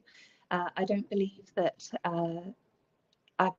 learning more about our staff and our teams and the multiple facets of their identity can only strengthen our ability to be wonderful employers, wonderful teammates and friends. And so I love that this conversation is now entering this domain. Thank you so much, Gemma. Oh, love that. And thank you for joining us from where you are and being home and embracing yourself in all that is one of your homes. So I love that. Thank you. We talk about lived experience, and Chantel touched on this before, around the idea that many of us have many lived and living experiences. And the more that we can create safe spaces where people can share those experiences with us, the more we can learn, the more we can thrive, the more that we can create change that includes us all. And I know that the term lived experience may be new to some of you, but this terminology of lived experience isn't completely new. In fact, the lived experience workforce has included for many years the people such as consumer consultants. So if you think about market research and tapping into people who have certain lived experiences to design and develop products and marketing, if you think about career consultants, so if you ever go to a nursing expo, quite often you speak to ex-nurses and they will share with you their lived experience of nursing in order for you to enroll and to change careers. We often see peer and family support workers leveraging their lived experience in the work that they do, and also lived experience roles in executive governance, paid board capacity, committee representation, including our employee resource groups in the workforce, and in education, design and training. So it's not completely new. I think the invitation to us all today is to think about where we can be more intentional about lived experience, and for us to plant a seed for you today to take away and explore further in the work that you do. And so really that description of lived experience by Chandler and Monday is lived experience belongs to people who have gained knowledge through direct, first-hand involvement in everyday events, rather than through assumptions or constructs from other people, research or media. And so that's the distinction. So whilst Kate and I might have talked previously about being part of the queer community, the queer might be the label we use for ourselves, but actually navigating the world from a queer perspective is what our lived experience will help you understand, and we can then share with you where improvements may be possible. So I would love to know from both Chantel and from Cade, where do you see lived experience showing up in the workplace context? And are there any examples that you've got that would illustrate to the audience some opportunities they can take forward? Chantel, I'll go back to you to start with, just to share with us your views. Thank you. I think that it's really important that we understand that lived experience can potentially be people's experience of living in marginalized bodies. So I live my life as a Black woman in the world. I exist on many other intersections, but I also would really like us to see if we can adopt a strengths-based narrative for these conversations. I have spent 15 to 20 years now working in large international organizations, and for much of that time I was responsible for employee experience before I went into executive and leadership roles.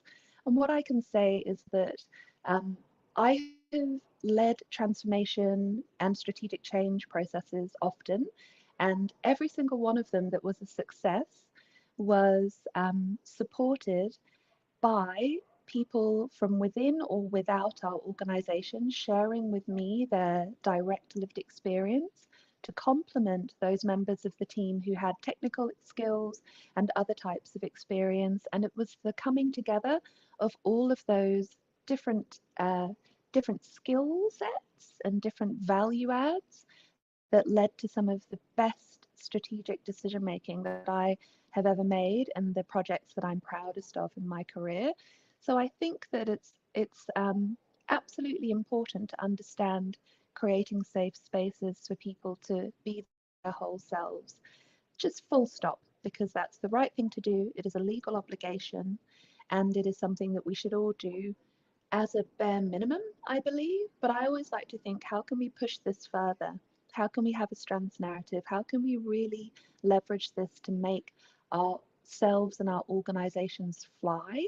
And I think that we should think about the insights that people who navigate the world in different ways bring to your workplace. As a member of the queer community, yes, you have wonderful things to contribute from your direct lived experience around direct policy, but I also know that that lived experience will give you insight that would apply and transferable skills across so many other areas in the business that would be so beneficial. So I think that's one thing that I really love. Having people on teams who have skin in the game, who have direct lived experience, makes your work better, more strategic, and creates better engagement and outcomes. The second thing that I would add is that I see lived experience roles for people who also have experience that isn't just experience of marginalization. I work often in arts leadership and arts transformation. It's really important that leaders are not making decisions without talking to people who are directly impacted by their actions.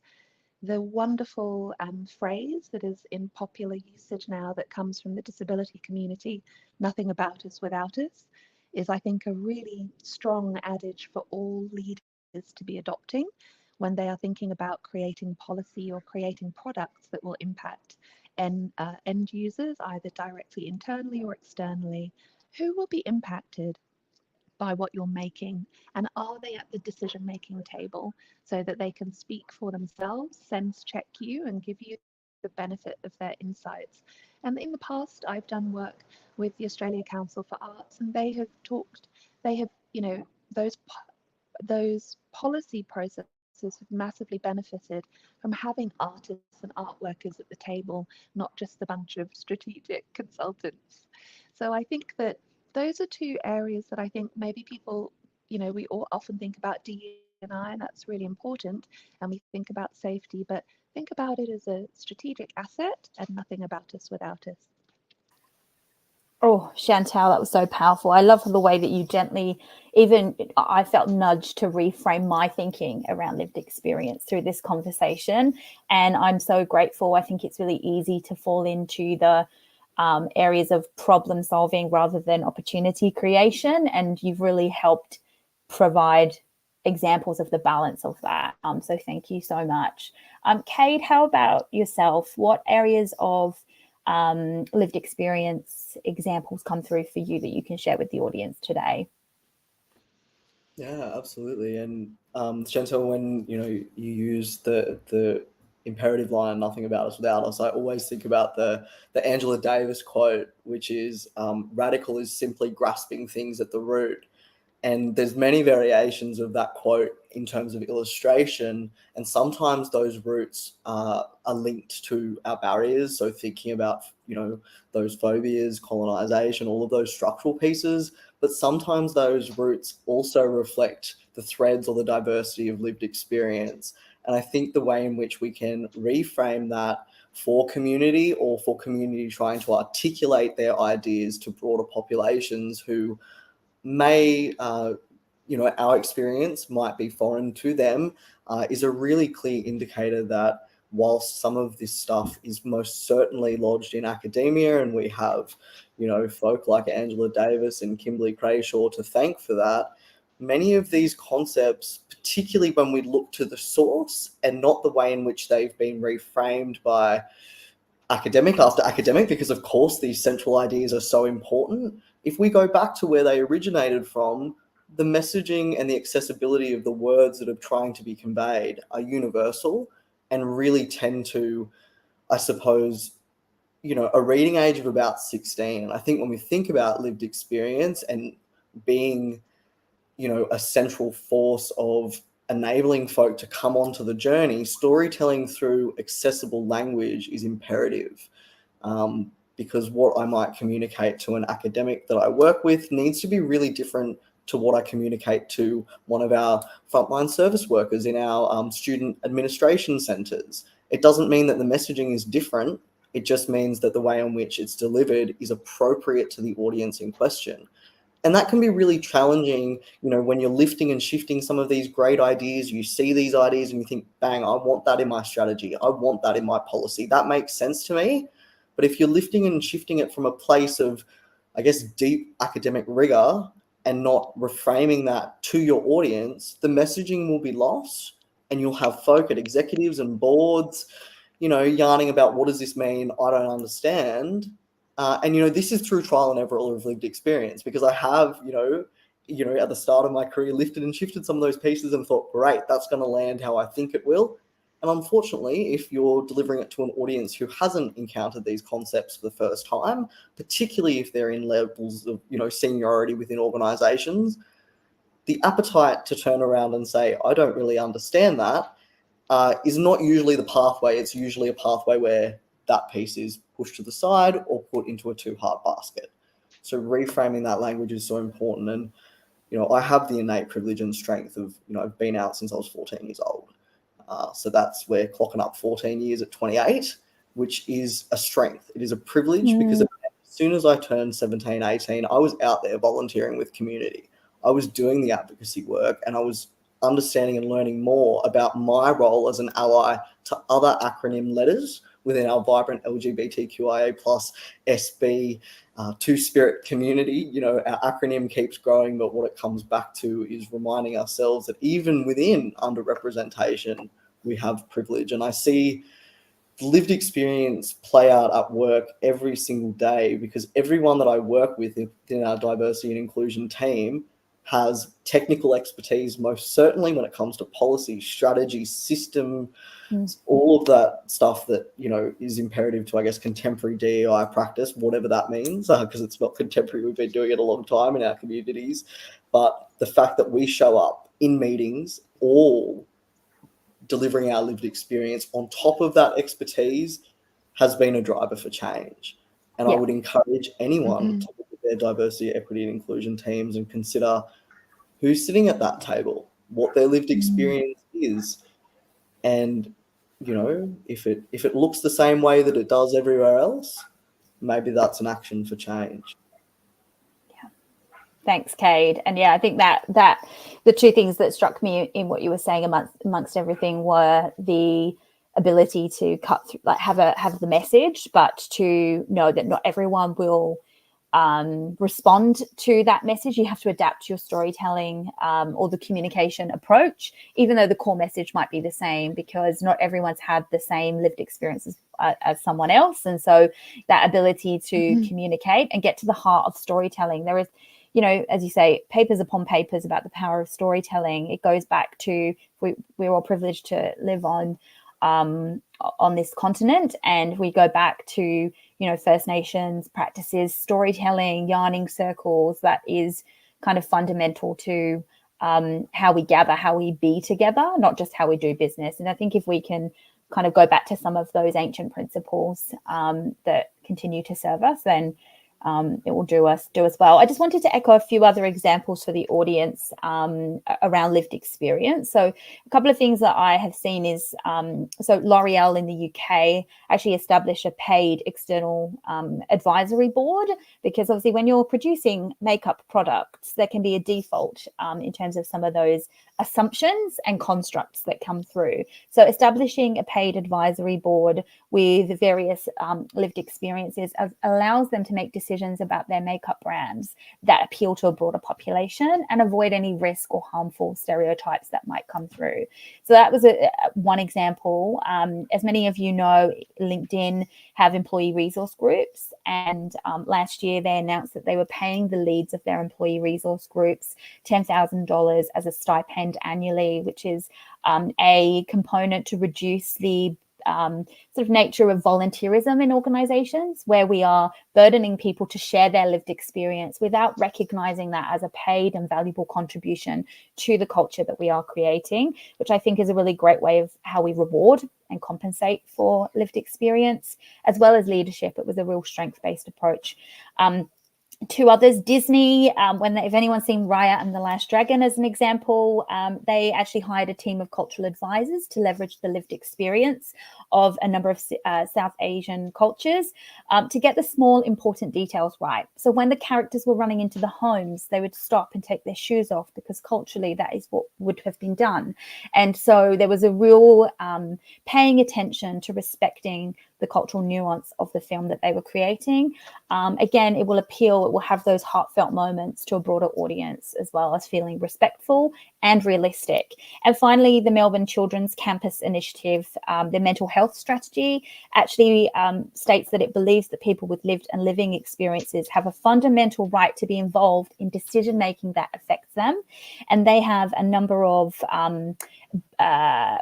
structures and systems to include lived experience advisors, including paid positions, to create services and systems in the mental health space where nothing about us is without us. So I hope those illustrations of examples give you some inspiration to take back to your audience.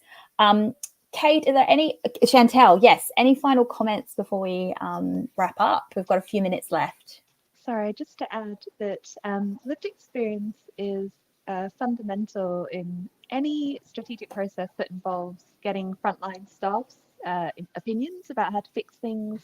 If you have a really entry-level way of getting lived experience into your workplace is having a digital suggestion box, so that your staff can flag to you improvements for your customers. So it doesn't have to be complicated. It doesn't always have to be about cultural differences or marginalization.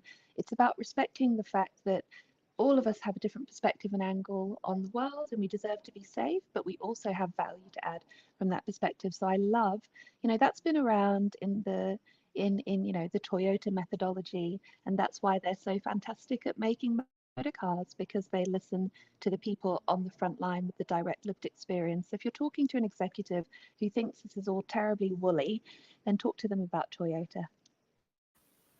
Love it. So good. I love a suggestion box. And even in frontline areas, they've some of them create their own. They've gone back to the basics and have those, just the actual physical in a retail store. I've seen the physical suggestion boxes all created and decorated. If anyone's watched Ted Lasso, I think one of the characters on there creates this sort of like jeweled suggestion box. Let's do more of that. Kate, how about you? Any final comments or examples to share? Yeah, absolutely. I think, touching on what, Chantel said, digital suggestion box, as organizations, we, hit new technology, we get immersed in it, we think about how it impacts our systems, our processes, how does it impact our people? And, a digital suggestion box is one way. Another way is, pick an intersection or intersections that you're trying to bolster in your workplace and create a link tree. You want an LGBTQIA+ link tree. You can separate it out by the different, umbrellas that fall within that. And from there, your people then have connection to contemporary best practice through community resources generated by community for community. And there is such an expectation in organizations to go out there, reinvent the wheel, create these LGBTQIA+ programs. Unless it's led by community for community, of course, tell me about your program. That sounds awesome.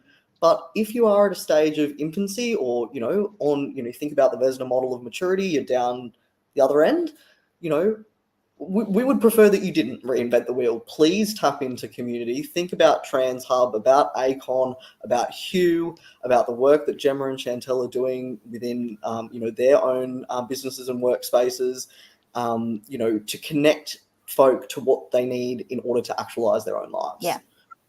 Love that. So we've got some beautiful practical takeaways. If you don't have one, have a digital suggestion box. Leverage and amplify resources that have been created by community and amplify those in your workforce. It could be a simple link tree so that it's accessible to people to find the information they need to leverage that information. Don't reinvent the wheel. And I think, that idea that Chantel said, just sort of coming back to the sort of simplicity of it, nothing about us, without us, that strength-based approach to leveraging all of people's experience in this world rather than just the academic piece of paper we sometimes put on a job advert. We all know we are more than that. And so let's be really intentional about how we hire, retain and reward that. You can continue to follow Chantel, Kate and myself on LinkedIn and other areas. And I'll hand back to Eden to conclude this session. Well, I'm feeling rather, that was absolutely wonderful. So look, I thank you so much, Cade, Chantel and Gemma for sharing your experiences. I knew I'd get very moved by your presentation and I clearly have, so I'm here a little bit emotional, but look, it was just so wonderful to have this conversation. And I think the key to all of this is for us to talk and to have these conversations and really connecting with each other. And I just thought that was amazing. So thank you so much for joining today. As Gemma said, details to contact Gemma are on the Rubberband website. You'll find Workplace Edit, which is a wonderful organisation that does help you. And Chantel and Cade on LinkedIn. I know Chantel does a lot of blogging, and I've seen you recently, even an article I think was in the Herald Sun the other day. So, oh no, not Herald Sun. God, what am I saying? The Age. Sorry. Oh. Where's my head? But yes, do follow Chantel's content. Absolutely amazing. And thank you so much, everyone, for joining this session today. Gemma, Chantel, Cade, thanks once again. Pleasure. Bye.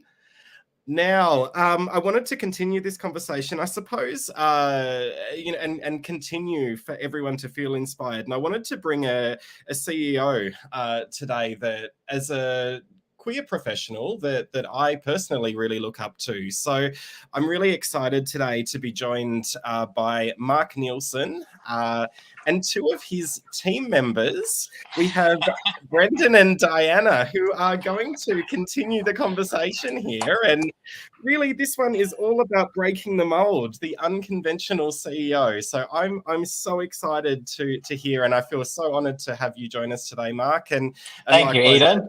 Diana. So and I do love that glamorous hairstyle. We obviously got this. We obviously got the same razors. Brilliant, love it. Over to you. Cool. Okay, good. Okay, let's fire away. Awesome. Well, thank you everyone so much for joining the session today. Just a very quick background and a bit of an introduction. So we work for Talent International, which is a global recruitment, resourcing and project delivery business that's committed to building a better world of work for all. So my name is Brandon and I work in the people and culture team here at Talent. To my side here, we've got Diana, who's one of our customer experience managers. And as Eden said, we've got Mark, our wonderful CEO. So what we're going to be doing is essentially just having a candid interview with you today, Mark, and just talking about how you've broken the mold as an unconventional CEO. Because we have, I guess, a short period of time for this session, we really wanted to make sure that everyone has a few key takeaways from this session. And we have 3 key goals that we are going to be covering through the questions and answers that are presented today. So number 1 is just really about understanding the impact that an unconventional CEO can have on the business, which is really important. Number 2 is how do you walk the walk when it comes to authenticity and creating an open and honest culture? And the third key goal of the session is how to have a high performance culture and a highly engaged workforce where people are actually excited about coming into work and don't have those Sunday scaries. So what I'm going to do now is just quickly pass it over to Diana, and she's going to get started with our questions for you, Mark. Thank you, Brandon. Thank you, Diana. Now, when I think of a conventional CEO, what comes to my mind is a straight white man in a grey suit. So, Mark, what does unconventional mean to you?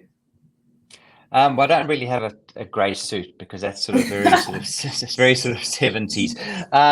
Okay, so unconventional. I think it's really someone who's different, but really owns that difference.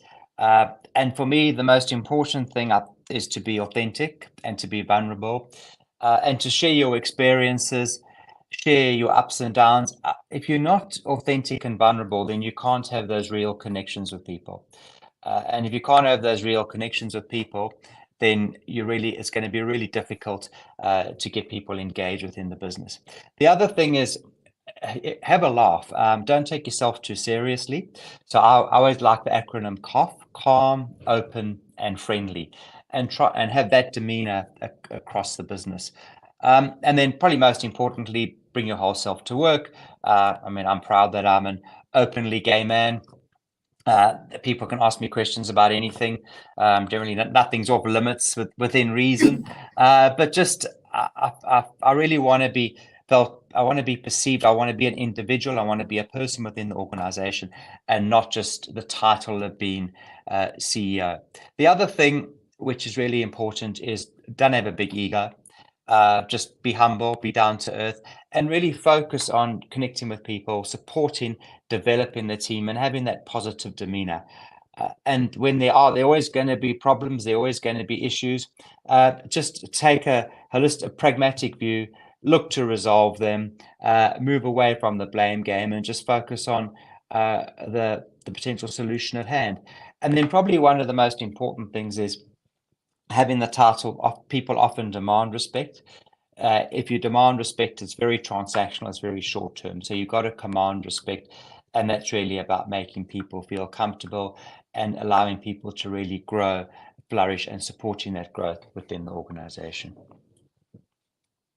Now looking back at all the CEOs you've worked with previously, what do you think you've learned from them that you've decided to do unconventionally? Well, firstly, I think in the early stages of my career, 25 odd years ago, just because you're 24. Yeah.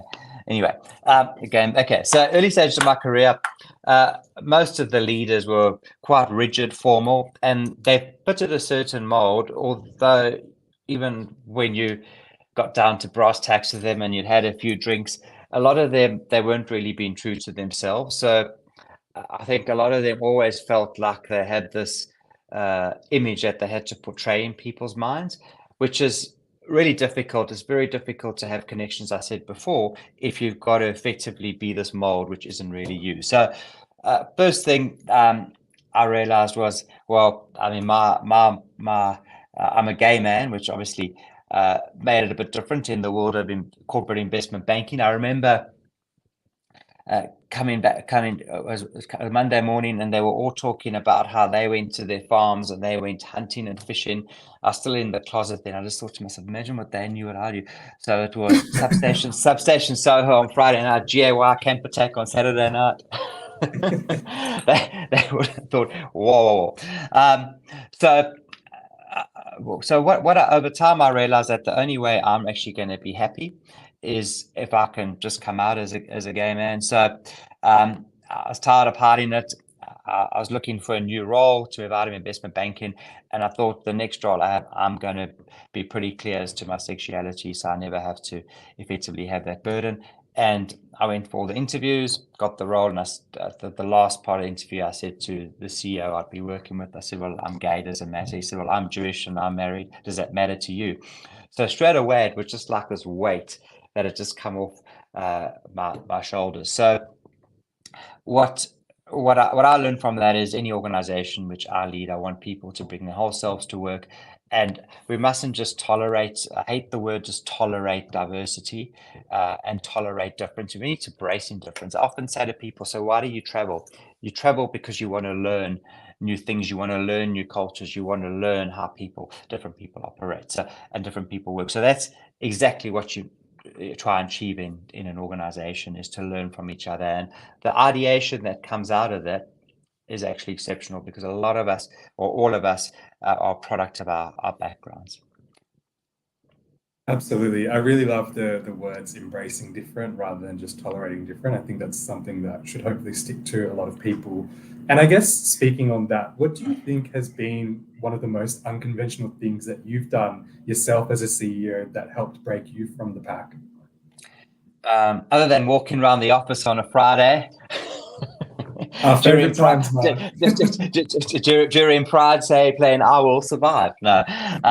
Yes, I do walk around the office most Fridays when the beatbox works. It hasn't worked for the last few weeks. I don't know why. On a Friday, because other people may be hungover, so I try to wake them up, or alternatively just get everybody in the mood for the weekend.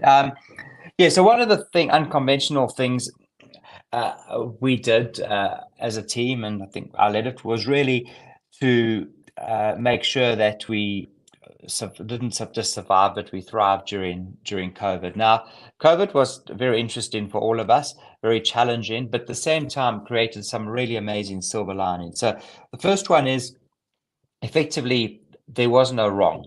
Okay, so there was no wrong way of doing it because nobody knew how to do it. So ultimately, what that gave people the opportunity to really work without fear. Okay, because you couldn't fail because there wasn't no right or wrong way to fail. So we leveraged that through our business. And what we did was we set up a thing called Project Acrobat. So Project Acrobat was basically a few of us, the leaders in the team, said, okay, how do we make sure that we preserve the business, but we take advantage of the opportunities out there, even though they may be minimal? And how do we create that transparent culture that everybody feels safe? And once again, it goes back to my philosophy of taking away fear within the organization. So what we did was we said, okay, well, February numbers were X. If the business falls off by 10%, 20%, 30%, all the way down to half. And we knew that we could never fall off by half unless the world imploded, because effectively we had a strong contractor base.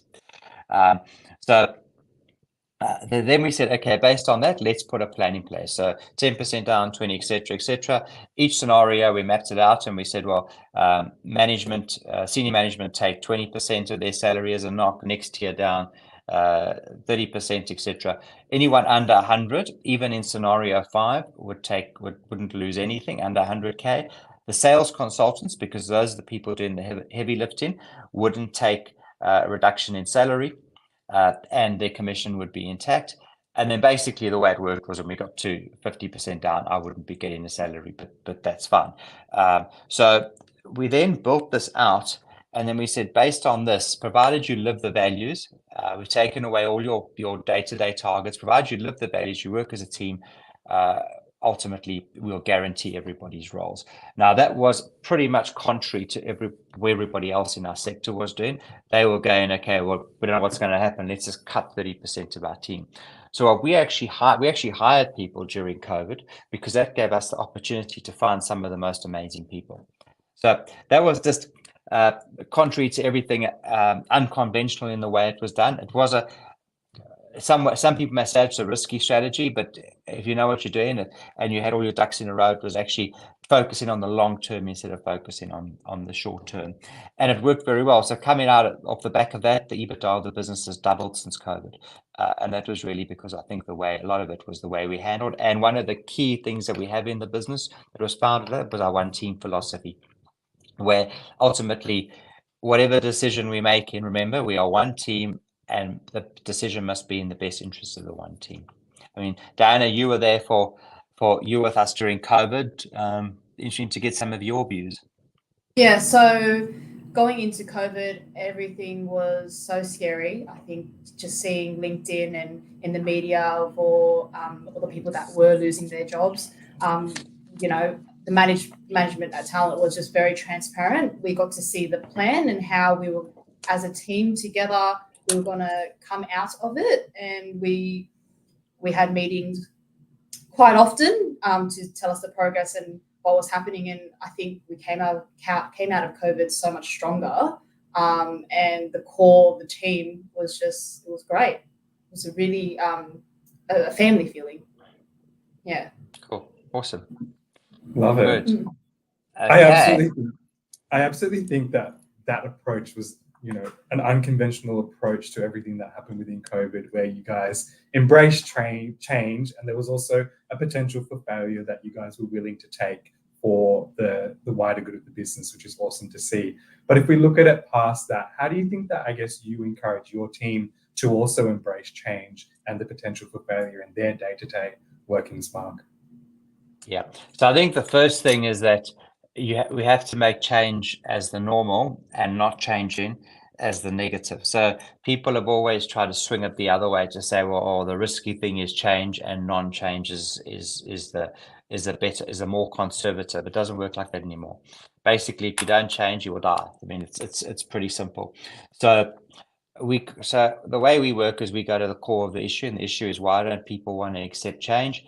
And it's because of fear. So let's look at how we can take away the different types of fear within the organization.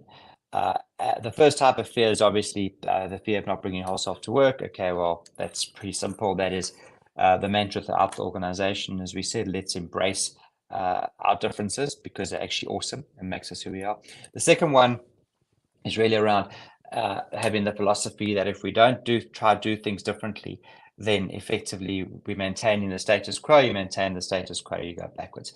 And if you try something new and you make them, it doesn't work, well, is what it is. And you just go back to doing it the way you did before, or you try to find a different way of doing it. And I think everyone in our organization is really encouraged to try and do that. I mean, people come to me and say, "Oh, cock this up. It's a bit of a mess up." Well, it doesn't matter. You tried it. It's not going to have it's just a bit of time, perhaps a little bit of money, but it's not. But when you do get it right, and you get hold of something, business unit or whatever that we can do so totally differently to the market, that's when you get the real value. That's what comes through. And also what it does is it makes people's roles really, really exciting, because they're looking at new ways to do things. I mean, both of you, your experiences, Brandon setting up the whole development platform, and we basically said, run with that, do it, find the best way to do it, and let's iterate around what you've done. There's no right or wrong way. Detail the way your customer experience with contract experience is exactly the same thing. What do you think is a really cool way? What do you think the things that you can add to that particular role? If you get it wrong, well, we try it again.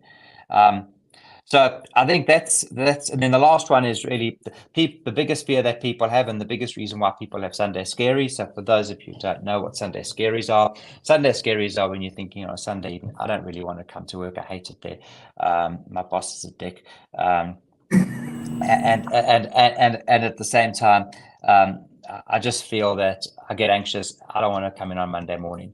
So if we can flip that Sunday evening, I'm so excited about coming to work on Monday. I'm going to grow. I'm going to learn. I'm going to do this. I love working with the people.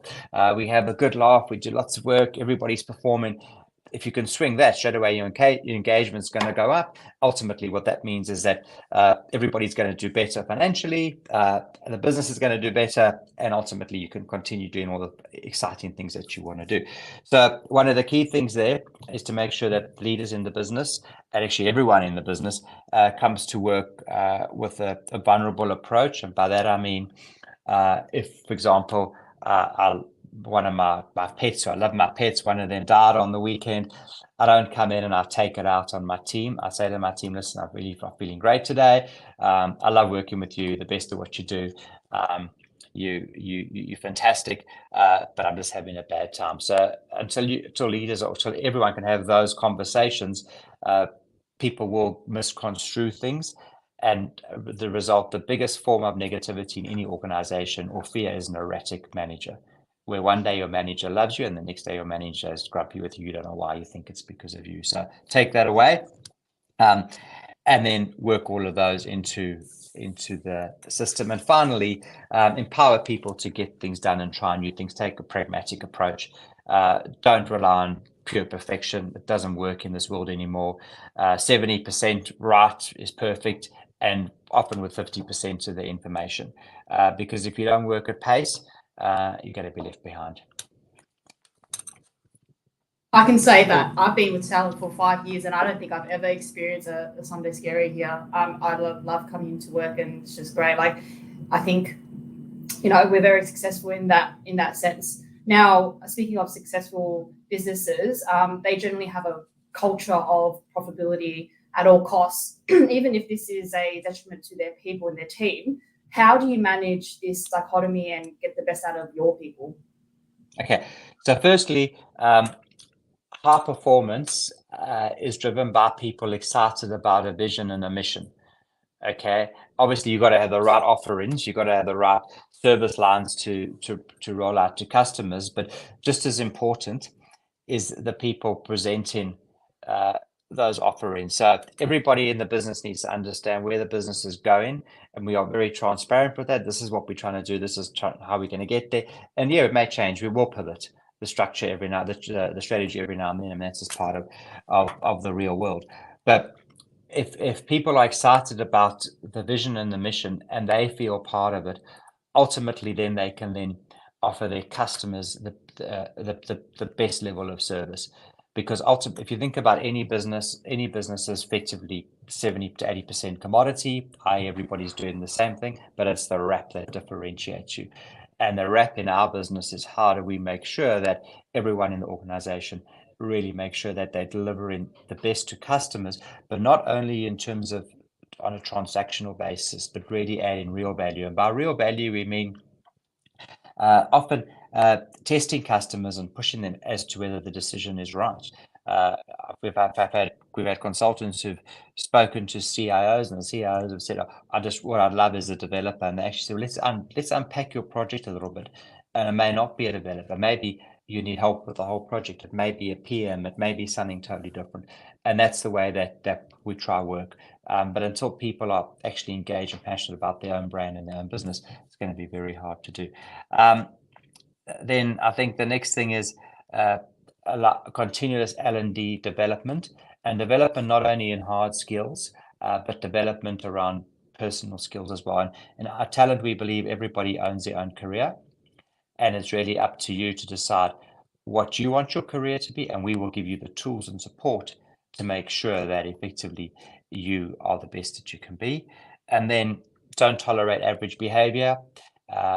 If someone is not living the values and not behaving, then need to have a serious conversation with them, even though they may be one of the best billers in the organization, because it's a 6-for-1 rule.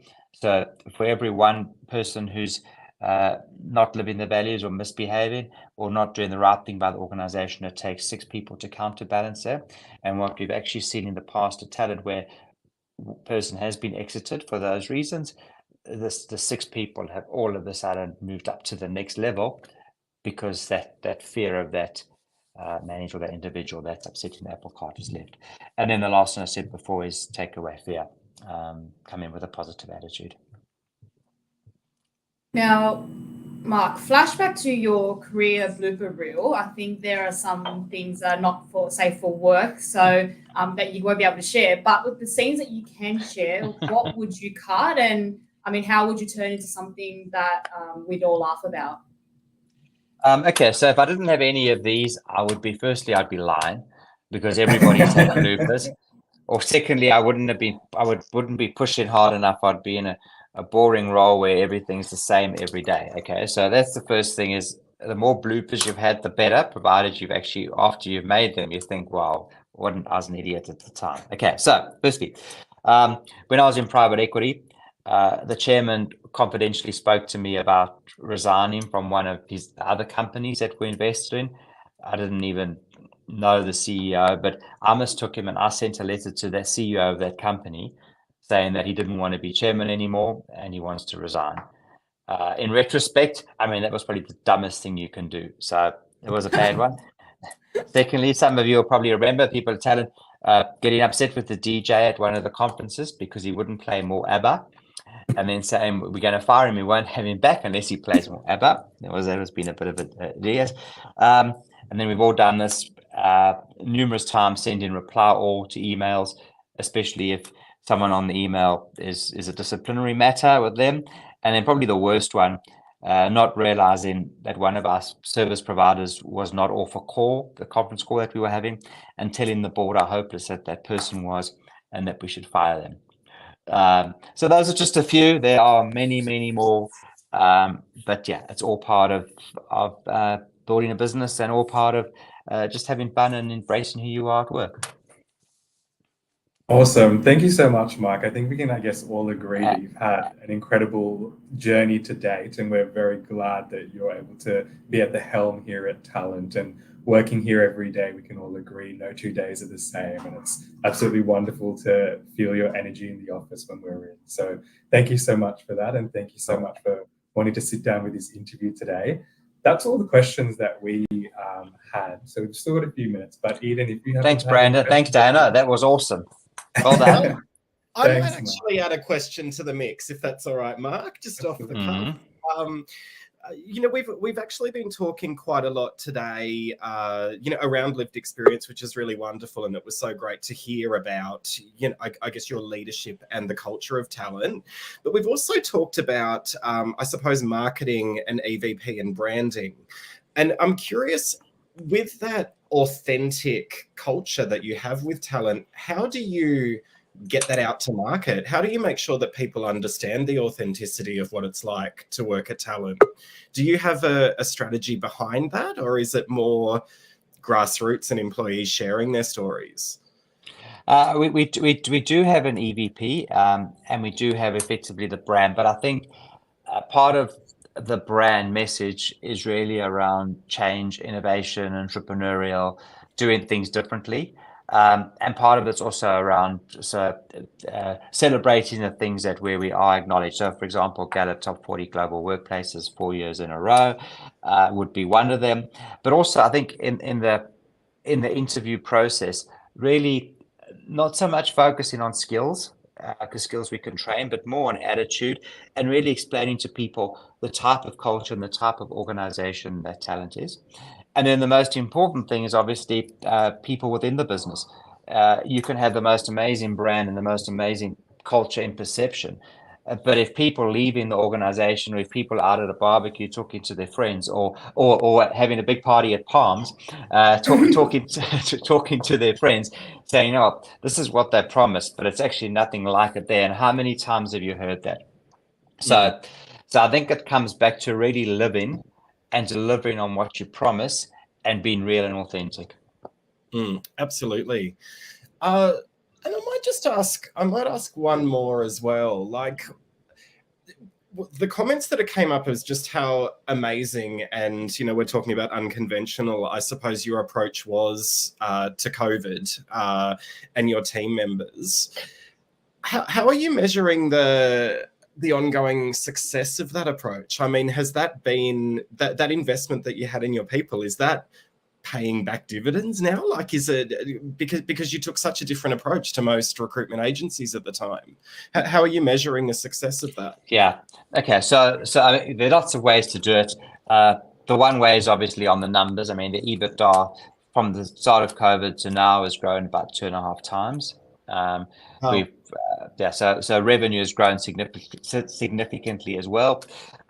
What we see now is our staff turnover, attrition rate is a number of people leaving the organization. And the way we measure it is actually to go to a competitive organization, because some people just want to get out of what we do and do something else, is exceptionally low. I think we had about 10 to 15%.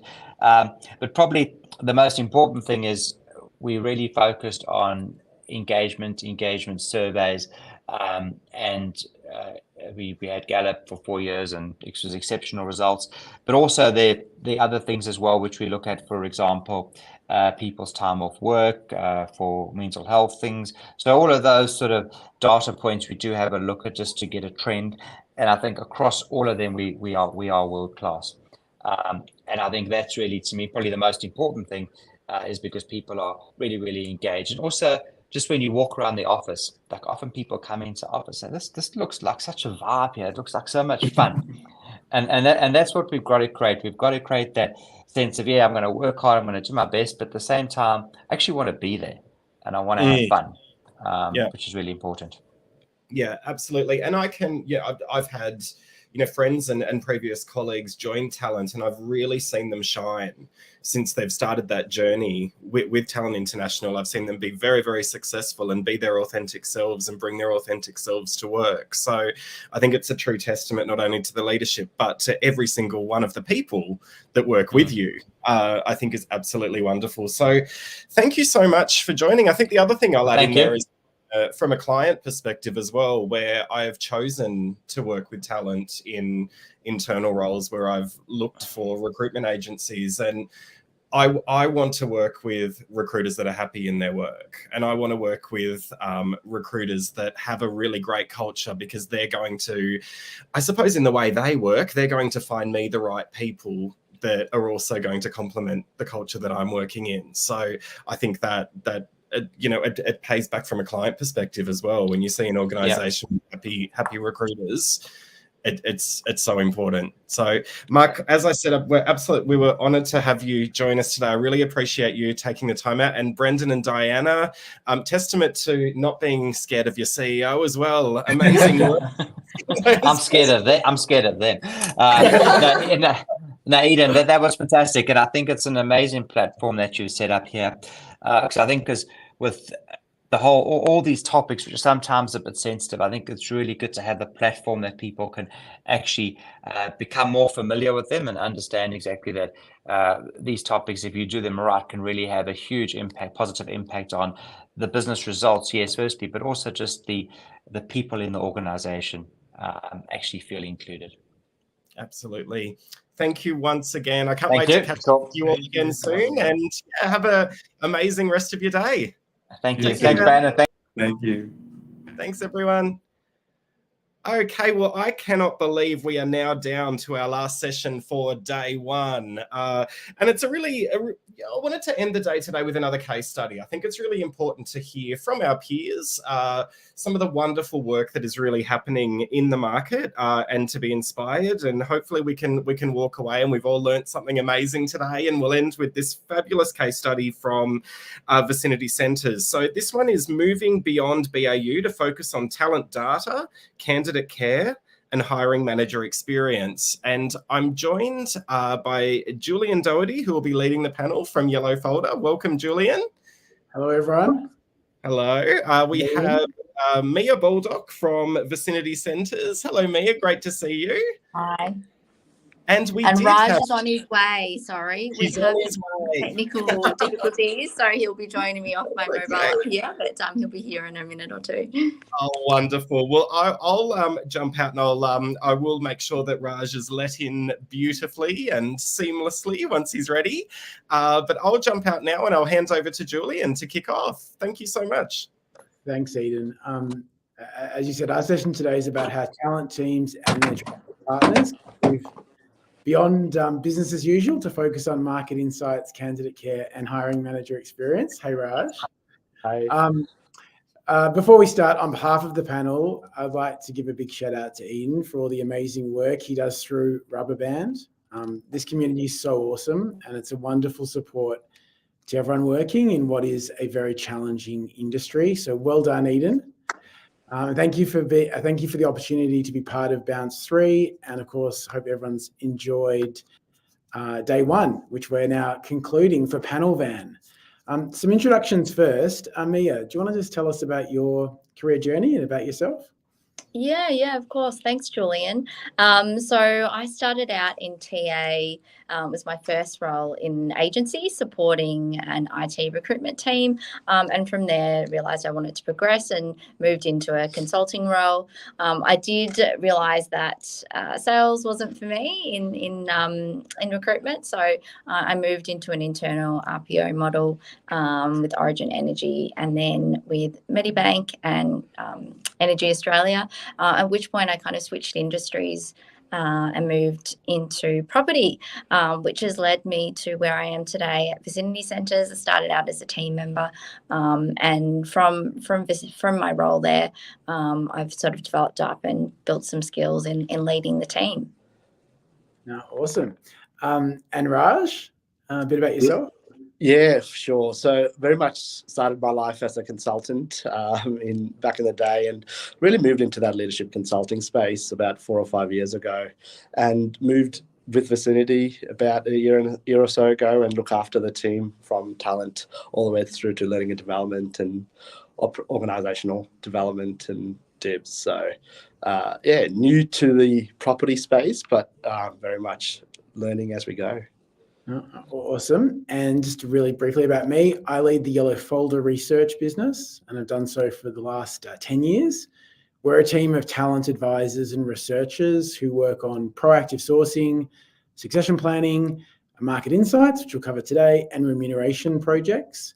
And I thought it might be helpful before we sort of just get into some of those questions to give some context around and background around Vicinity Centres as an org and as a brand. So Vicinity Centres is one of Australia's leading retail property groups. It owns and manages shopping centres such as Chadstone, Box Hill Central, Emporium in Melbourne, Chatswood Chase in Sydney, and the majority of the DFOs around Australia. It's a listed company, ASX listed, about 1,200 employees across 65 shopping centres with a national footprint. And I've observed this as a partner to the organisation. It really is changing rapidly. It's got a strategy to reimagine the way we all live, work and play. And I guess in a post-pandemic world, their centres have had to accommodate new and multiple uses while still providing great visitor experience, regardless of whether you're shopping or not. So from a talent perspective and a talent sort of challenge and opportunity perspective, the corporate brand and the employer brand as Vicinity Centres is less well known because people make the local connection with their local shopping centre. And I know that the talent team is increasingly recruiting risk, marketing, property management and property development job families to support that new strategy. There will be time for Q&A at the end of it, but please do post questions that as you think of them in the public chat, and we can address them at the end. So let's start with candidate care. Mia, what have you found are the key drivers for improving candidate care at Vicinity Centres?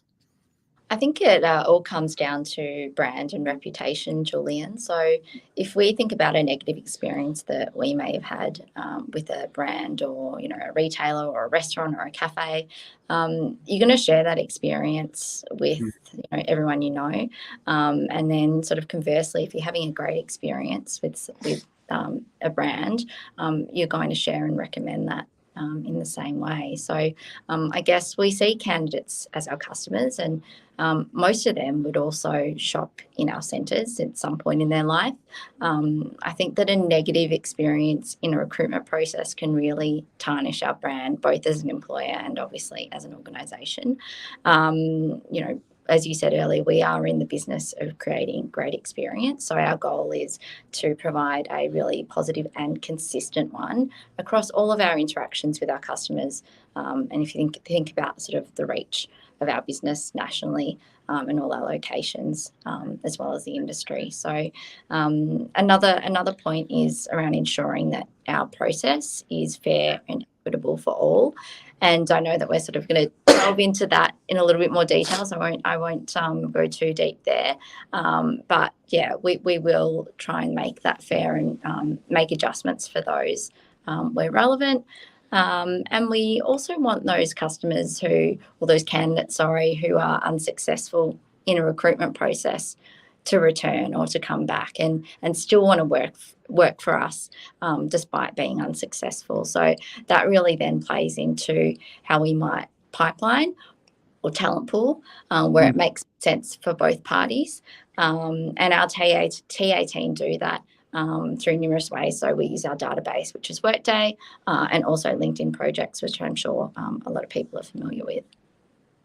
Yeah, no, that's great. And I think that's the most important thing about talent pooling and pipelining, when it is thoughtful and going to be used and respectful on both sides. And I know we will touch on equity and fairness and inclusivity in this conversation. Now it's coming around to that time of year, recruiting for Christmas. It must be a real challenge for you and the team every year. Do you want to talk us through that, how that works and what have been some of the learnings and improvements and how you've tackled that? Yeah, of course. So in a previous life, obviously, Vicinity actually used to outsource their whole Chadstone customer service team. And also I used to run contact center recruitment ages ago. So I guess in my first year of running the campaign, it was quite reactive. We were kind of told, 5 or 6 weeks out, you got to hire about 40 to 50 team members for Chatty. So yeah, it was reactive. We kind of went to market. It was a bit of a pray and spray, put the ads up, hope we fill the roles and just get on with it, which we did. And we were successfully able to fill the roles, but it was it was unplanned, wasn't coordinated. And there are a lot of learnings out of that first time. So the next year, we really put some planning into place and we're a lot more organised. We basically caught up with the Chadstone team to plan that out. We organised everything from the marketing campaign and advertising, the interview schedules, getting feedback, getting the outcomes, and tracking all of that in Excel. So essentially we work backwards from the onboarding date, working back from, when we need to have offers out, when we need to have interviews scheduled, when we need to get the phone screens all done and the candidates all booked in. So it's quite a lengthy process. We start planning. I probably start thinking about it in July, which is a little bit scary, but we start to plan for that in August and essentially go to market. This year we went to market, even 2 or 3 weeks earlier than usual, but it was around end of August, which sounds strange, but if you think about, we actually plan for Black Friday as well, which has become quite a big thing in Australia in recent years. So, we want people in our centre by October to be ready and to be trained and onboarded so they're ready for that December onslaught. That all makes sense. And what have been your priorities to elevate candidate experience in terms of inclusiveness and diversity and inclusion? So one thing that we've really worked through over the past sort of couple of years at Vicinity is offering an alternative process. And that's not something that we just came up with on our own, but obviously through a lot of education. And so what we've put together is obviously allowing candidates the opportunity to identify that they have a need identify and also request adjustments. And so built that question into our application form. And that also is the same for First Nations candidates, so they can identify as well and request any additional support that they might need. And then we'd provide that depending on the needs from there. I guess some examples of what an adjustment might look like might be setting up a less formal interview for a candidate. So maybe starting out with a meet and greet situation with the hiring manager, allowing them to get to know them and the workplace and get a better understanding of the role and the position before they actually take on that really formal behavioural interview. And that sets them up for success in the sense that they feel a bit more comfortable. They've built some rapport with the hiring manager. They know where they're going and they know everything that they need to know about that opportunity. Another one might be providing interview questions ahead of time, but they're just a couple of examples that we've been able to use. Also, offering a support person or a mentor for an individual that might, need or want that. And Julian, just to add as well to it, this is all we didn't come up with these ideas. We really worked with leaders in this space or providers in this space or our Indigenous advisor to really understand what are the needs of the people with these lived experiences and how can we better facilitate our processes and our systems to allow for this diversity of candidates through our through our system and through our process to make the process better and really drive that diversity within our organization. So it was a very thought through and discussed process, and there was a lot of work with our sort of partners and advisors in this space to really help us build this out over the last year or so. I think that's great to hear from a practical perspective in terms of other organisations looking to go down that path and start it. Have you found that there are things that we can further do to remove unconscious bias in the process, or is that something sort of for future years? Yeah, look, that's certainly something that we've looked at, and we've built that in as part of our hiring manager training. Yes. So educating hiring managers on what unconscious bias is, and something that we've rolled out recently. So yeah, I mean, let's talk about the sort of hiring manager experience part of this as well, because I think, am I right in saying that there are over 400 hiring managers at Vicinity Centres? More than 30% of all employees are hiring managers, and you've got all those 65 odd locations. You just mentioned there's some training that's occurred. How did you go about that? Yeah, look, so when I started at Vicinity, we didn't have anything in place. This was six years ago. I think every other organisation I'd worked with had some form of workshop or training that was facilitated by TA that I'd been a part of. So, yeah, it was something that was on my list to sort of do once I moved into my leadership role. So yes, we do have 460 people leaders in the business, and I guess quite a number of new ones who will start each year, and they will all recruit at some time in their life at Vicinity. So the aim of the whole program or workshop is really to reduce that inconsistency in the recruitment process, upskill our hiring managers, and provide that better candidate experience. I think we've all had those horror stories of where, we've heard from candidates saying the hiring manager asked them for their salary expectations in the interview, or asked them something that wasn't quite right. So it was kind of born out of that. So we created the content all in-house. So one of my team members, Crystal, was sort of led that project essentially, and ran it across our team, and they put all of that content together. And the key focus of that was candidate experience, unconscious bias, skills-based hiring, and recruitment best practice. And so we've rolled out the first workshop, which I think had around 15 or so attendees, which is great. And then the idea is to roll that out once a quarter for any new hiring manager or people leader that joins Vicinity, or someone that just wants to, reskill themselves. And I think it's great to hear that, say, for the inclusiveness strategy, you were reaching out to other organisations for advice, but you've been able to do things like this in-house, and being able to develop it fit for purpose at Vicinity Centres. I know you're also, I understand you've also been focusing on highlighting potential versus previous experience with hiring managers as they approach a decision there. And obviously that's a great strategy to open up the market. But how have you approached that with the business? Yeah, well, look, a lot of it has. Sorry, I think that's over to Raj, but a lot of it is an education piece. I could talk about it for hours. Yeah, but it's very much an education piece as well, Julian, on this for us.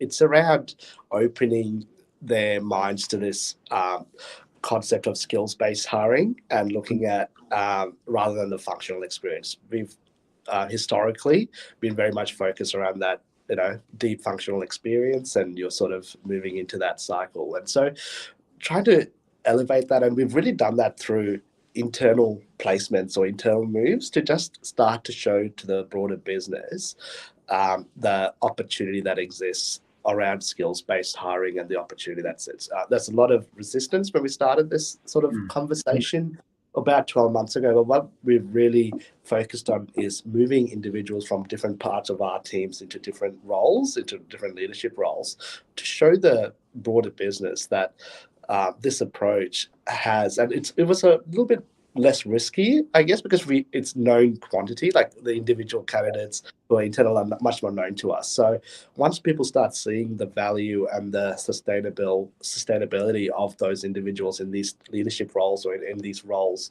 as they start moving, so somebody moving from like a legal team into our leasing team, or into our data innovation team, or somebody from our finance team moving into a regional managing GM of centers, it's just to start breaking down those barriers and allowing that conversation to organically filter, and that's hopefully supporting Mia and the team as they have the conversation with the hiring managers on widening this pool through that skills-based approach and the benefits of that as well. And it sounds like you've made some great strides in purposeful and thoughtful approaches to talent pathways, and it ties into the training, but it's obviously great to have some examples where it's been successful to build that case and advocate for it. So Raj, just thinking about your role and organizational development, how does that sit with, being proactive, change, and the use of market insights? Yeah, look, it's very much around understanding our contemporary peers and what does good look like out in the industry as well, and really trying to get as much insight and much thought brought into the organization to help frame our business cases, frame our optionality, frame how we are talking about talent moves and structures and systems that we're trying to set up and our ways of working. So that's where I guess we've lent on yourself, Julian, in the past from a yellow folder perspective to come and help give us some of those insights from the market mapping work we've done in the past and all of those things. I'll let you talk a little bit about it, Julian, as well. But I think that's really been the catalyst for us. It's how can we show our sort of executive leadership team what does great look like, or what does contemporary look like in the market, and how can we either look to compete or look to differentiate ourselves in that space that is authentically Vicinity and drives our purpose and vision for the organization. I think that's the theme of this conversation to some degree, that you can move beyond that sort of business as usual to solve problems and to look at things a bit differently. In terms of the work that we've done, so for senior and mid-level roles, we've been asked to do external talent market analysis. So often that has formed, a pipeline or a market map of people. But for Vicinity, we've also been looking at detailed analysis of the structure, the composition, the quality of teams in competitors and peer group companies, like you were just saying, Raj. And for one of them, we mapped 3-4 levels down within 5 peer group companies to create a dashboard and associated org charts. So you and Mia and Raj and the executive team can make those decisions with all the information. And I know that seeing things visually can have a real impact and help sway a conversation or get the right outcome in terms of talent. How's that been received by hiring managers? I think it's been exceptionally useful because it sort of breaks down myths, I guess, a little bit. Because I think especially in our industry, everybody knows each other, and there is sort of historical knowledge or ways of working, or this is how the team was 5 years ago before I left them to come join us, or vice versa. And so it's showing them, our peers are evolving or have evolved from what you thought about. And this is what it's sort of looking like now, but this is sort of some of the future moves that they're looking to make, or looking at just by looking at roles, the type of roles that are coming up in the market and all of those things. It just breaks down that inherent bias in a lot of our hiring managers of, I need this skill set because that's what the industry is looking for. And just being able to shift that a little bit has been really useful for us. Even at that exec level, talking to our CEO and others to go, you might have this perception that, we have too many people in a certain functional area compared to our peers. No, not really. It is justifiable for our size and shape and our complexity. And so is just really being able to put some data and some facts behind those conversations. And I think that's been super useful for us. Exactly, and I think we're all dealing in a area of professional life that revolves around people. But when we do have some data and we can help one validate and confirm a way forward, but also, as you say, disabuse or challenge assumptions through data and facts, it can really change the conversation. So it's been awesome.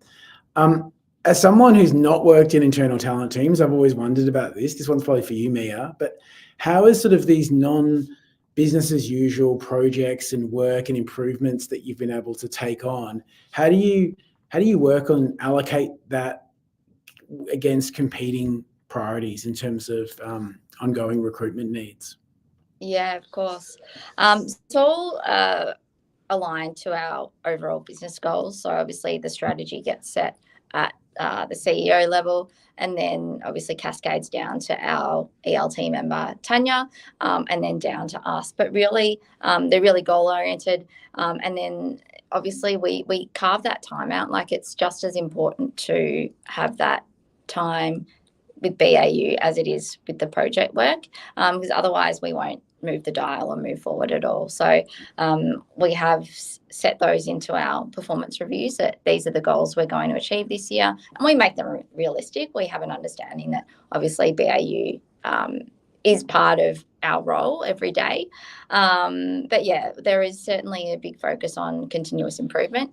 And that doesn't need to be a big project. It can be small, quick wins here and there. And yeah, we're pretty pragmatic in that approach and identifying that. But yeah, there's conscious leadership within our team to make time for all of that. And it's really, it's really sort of worked well for us over the past year or so. No, it must make it a great team to work in. So they're all we've gone through some really interesting points there. Over to some questions. We've definitely got some time for 5 minutes for questions. Eden, do you have any questions you want to ask us to start off with? Oh, any questions? I think one that's really interesting, because this comes up a lot. You talked about some really, really great initiatives around a flexible approach to interviewing candidates to bring out the best in candidates. And you talked about sending at times interview questions prior to interview, or having a less formal structure towards your interviewing process to meet the needs of certain candidates. How have you been able to take your hiring managers on that journey? How are you able to, convince them that what you were doing was the right thing to do, I suppose? It's been pretty targeted. So there's been probably a handful of cases where we've been able to run that kind of process. So by all means, we haven't kind of achieved that across the board at all. Yes. So there are some select few hiring managers who we know or who have put their hands up to say, yes, I would like to take on this opportunity to specifically look at someone that may need some adjustments or thereabouts. So I guess we've kind of picked those who want to be taken on the journey and who are open to it. But there is probably still a bit of work to do in education, for other pockets of the business for sure. But that's awesome, because you're starting with a case study and you're actually able to present an endorsement from leaders that have taken that approach and be able to roll that out more broadly. So you've got to start somewhere, right? So I think that's awesome. And yeah, it well just, done. it starts the story, doesn't it? Like, it starts the conversation and allows that case study to be shared, and, it might open someone else up to the opportunity. It really does. I think we fear that things need to be so big and org-wide, but sometimes it's just starting somewhere to be able to take those steps. I think that's really great. And I think, Eden, for us also, we learned a lot from that as well. It hasn't been a straight line of apply and repeat. It was 18 months ago we started this process, and we learned, and we sort of slowed down, reset ourselves. And even with the hiring manager, we understood hiring manager is sort of one part of that conversation. It's the broader team around them who, when the candidate comes in, how are they treated, and what's the ecosystem that they are sort of working in to be able to sustain them in the role long term as well. So how can we? So we purposely now expanded that training to include the broader team who might have to work in that sort of ecosystem to get them aware and capable to sustain these individuals as well. So some of these, it is a hump, and we are going through that, and it's it's skill and will, I think, a little bit. Fantastic. Oh, I love it. Now we've got just time for one more question, so I'll just bring this one up if it works. Here we go. Just around what you are, no, it's not coming up. So just around your observations of the current job market. Jason has posted, I'm seeing more talent supply than demand for talent at the moment. Are you finding that as well? Probably in different pockets. I think we're seeing a lot more applications come through. I think everyone gets sort of those SEEK reports. The candidate supply is high, but not necessarily, I guess, well, I don't want to say quality really, I guess quality for that particular role. But I guess then it's up to us as a TA team to influence and then really consider that skills approach. But yeah, I think it's still a tough market out there. Yes, there has been a significant decrease in the number of positions available compared to sort of 18 to 24 months ago, but it's still very tight. It's still very hard to find that. But I think, just to add to that, we just saw a bit of research a couple of days ago, and I think it's an open question for your team and the listeners here as well, is the supply could be high, but the actual number of people willing to move at the end hasn't increased from that. So, and one of the interesting insights that came through from a recent research I listened to was the supply is high because the amount of the accessibility to just apply and go through interviews now that it's on Zoom and all of those things, the amount of time it takes for an individual is very low, right? Imagine 4 years ago, before COVID, if you're going to apply for a role, you had to write your CV up, go for an interview, usually during work hours, and so to take half a day off or whatever else to prepare. Now it's on Zoom. You could do it after hours, before hours, whenever.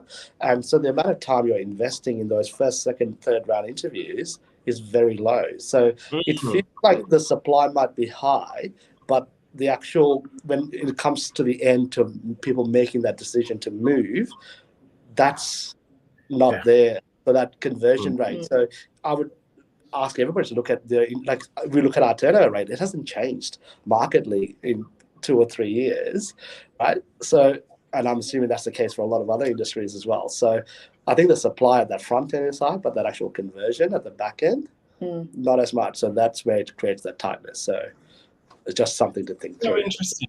Yeah, that's so interesting. And and something I hadn't actually considered. So that's really great. That's something that I want to look into in a bit more detail. So I'm going to reach out to you. I think I want to talk about this more. We are out of time. So look, thank you so much, Julian, and thank you so much, Raj and Peter, for sharing your insights today in this amazing case study. I hope you both have all three of you. I'm saying you both because I'm just looking at Mia and Raj, but I hope all three of you have an amazing afternoon. And yeah, hopefully we'll see you online to witness day 2 on Friday. Hopefully you can join us. So thank you once again. Thanks for having us. So that concludes day 1. Anyone that is still out there, I think I am freezing a little bit here, just due to the time being over. But let me just share the registrations for Friday. I've just popped that in the box there. So if you enjoyed today, please do come along on Friday. And the final thing is, if you love our content, if you really enjoyed today, please do jump on the Rubberband website and join the Rubberband community. You'll see all the details there, rubberband.com.au. And also, if you could please have a listen to our podcast. I've popped the details in the chat box as well. You can subscribe via Spotify, YouTube, Overcast, every podcast platform, basically. And if you're ever interested in being a guest in anything we do for Rubber Band, I'm always here to meet more people and to share more content. So thank you once again for day one. I can't wait to see you all on Friday for day two. From me, over and out. Have an amazing afternoon, and thank you everyone who attended today. Ciao.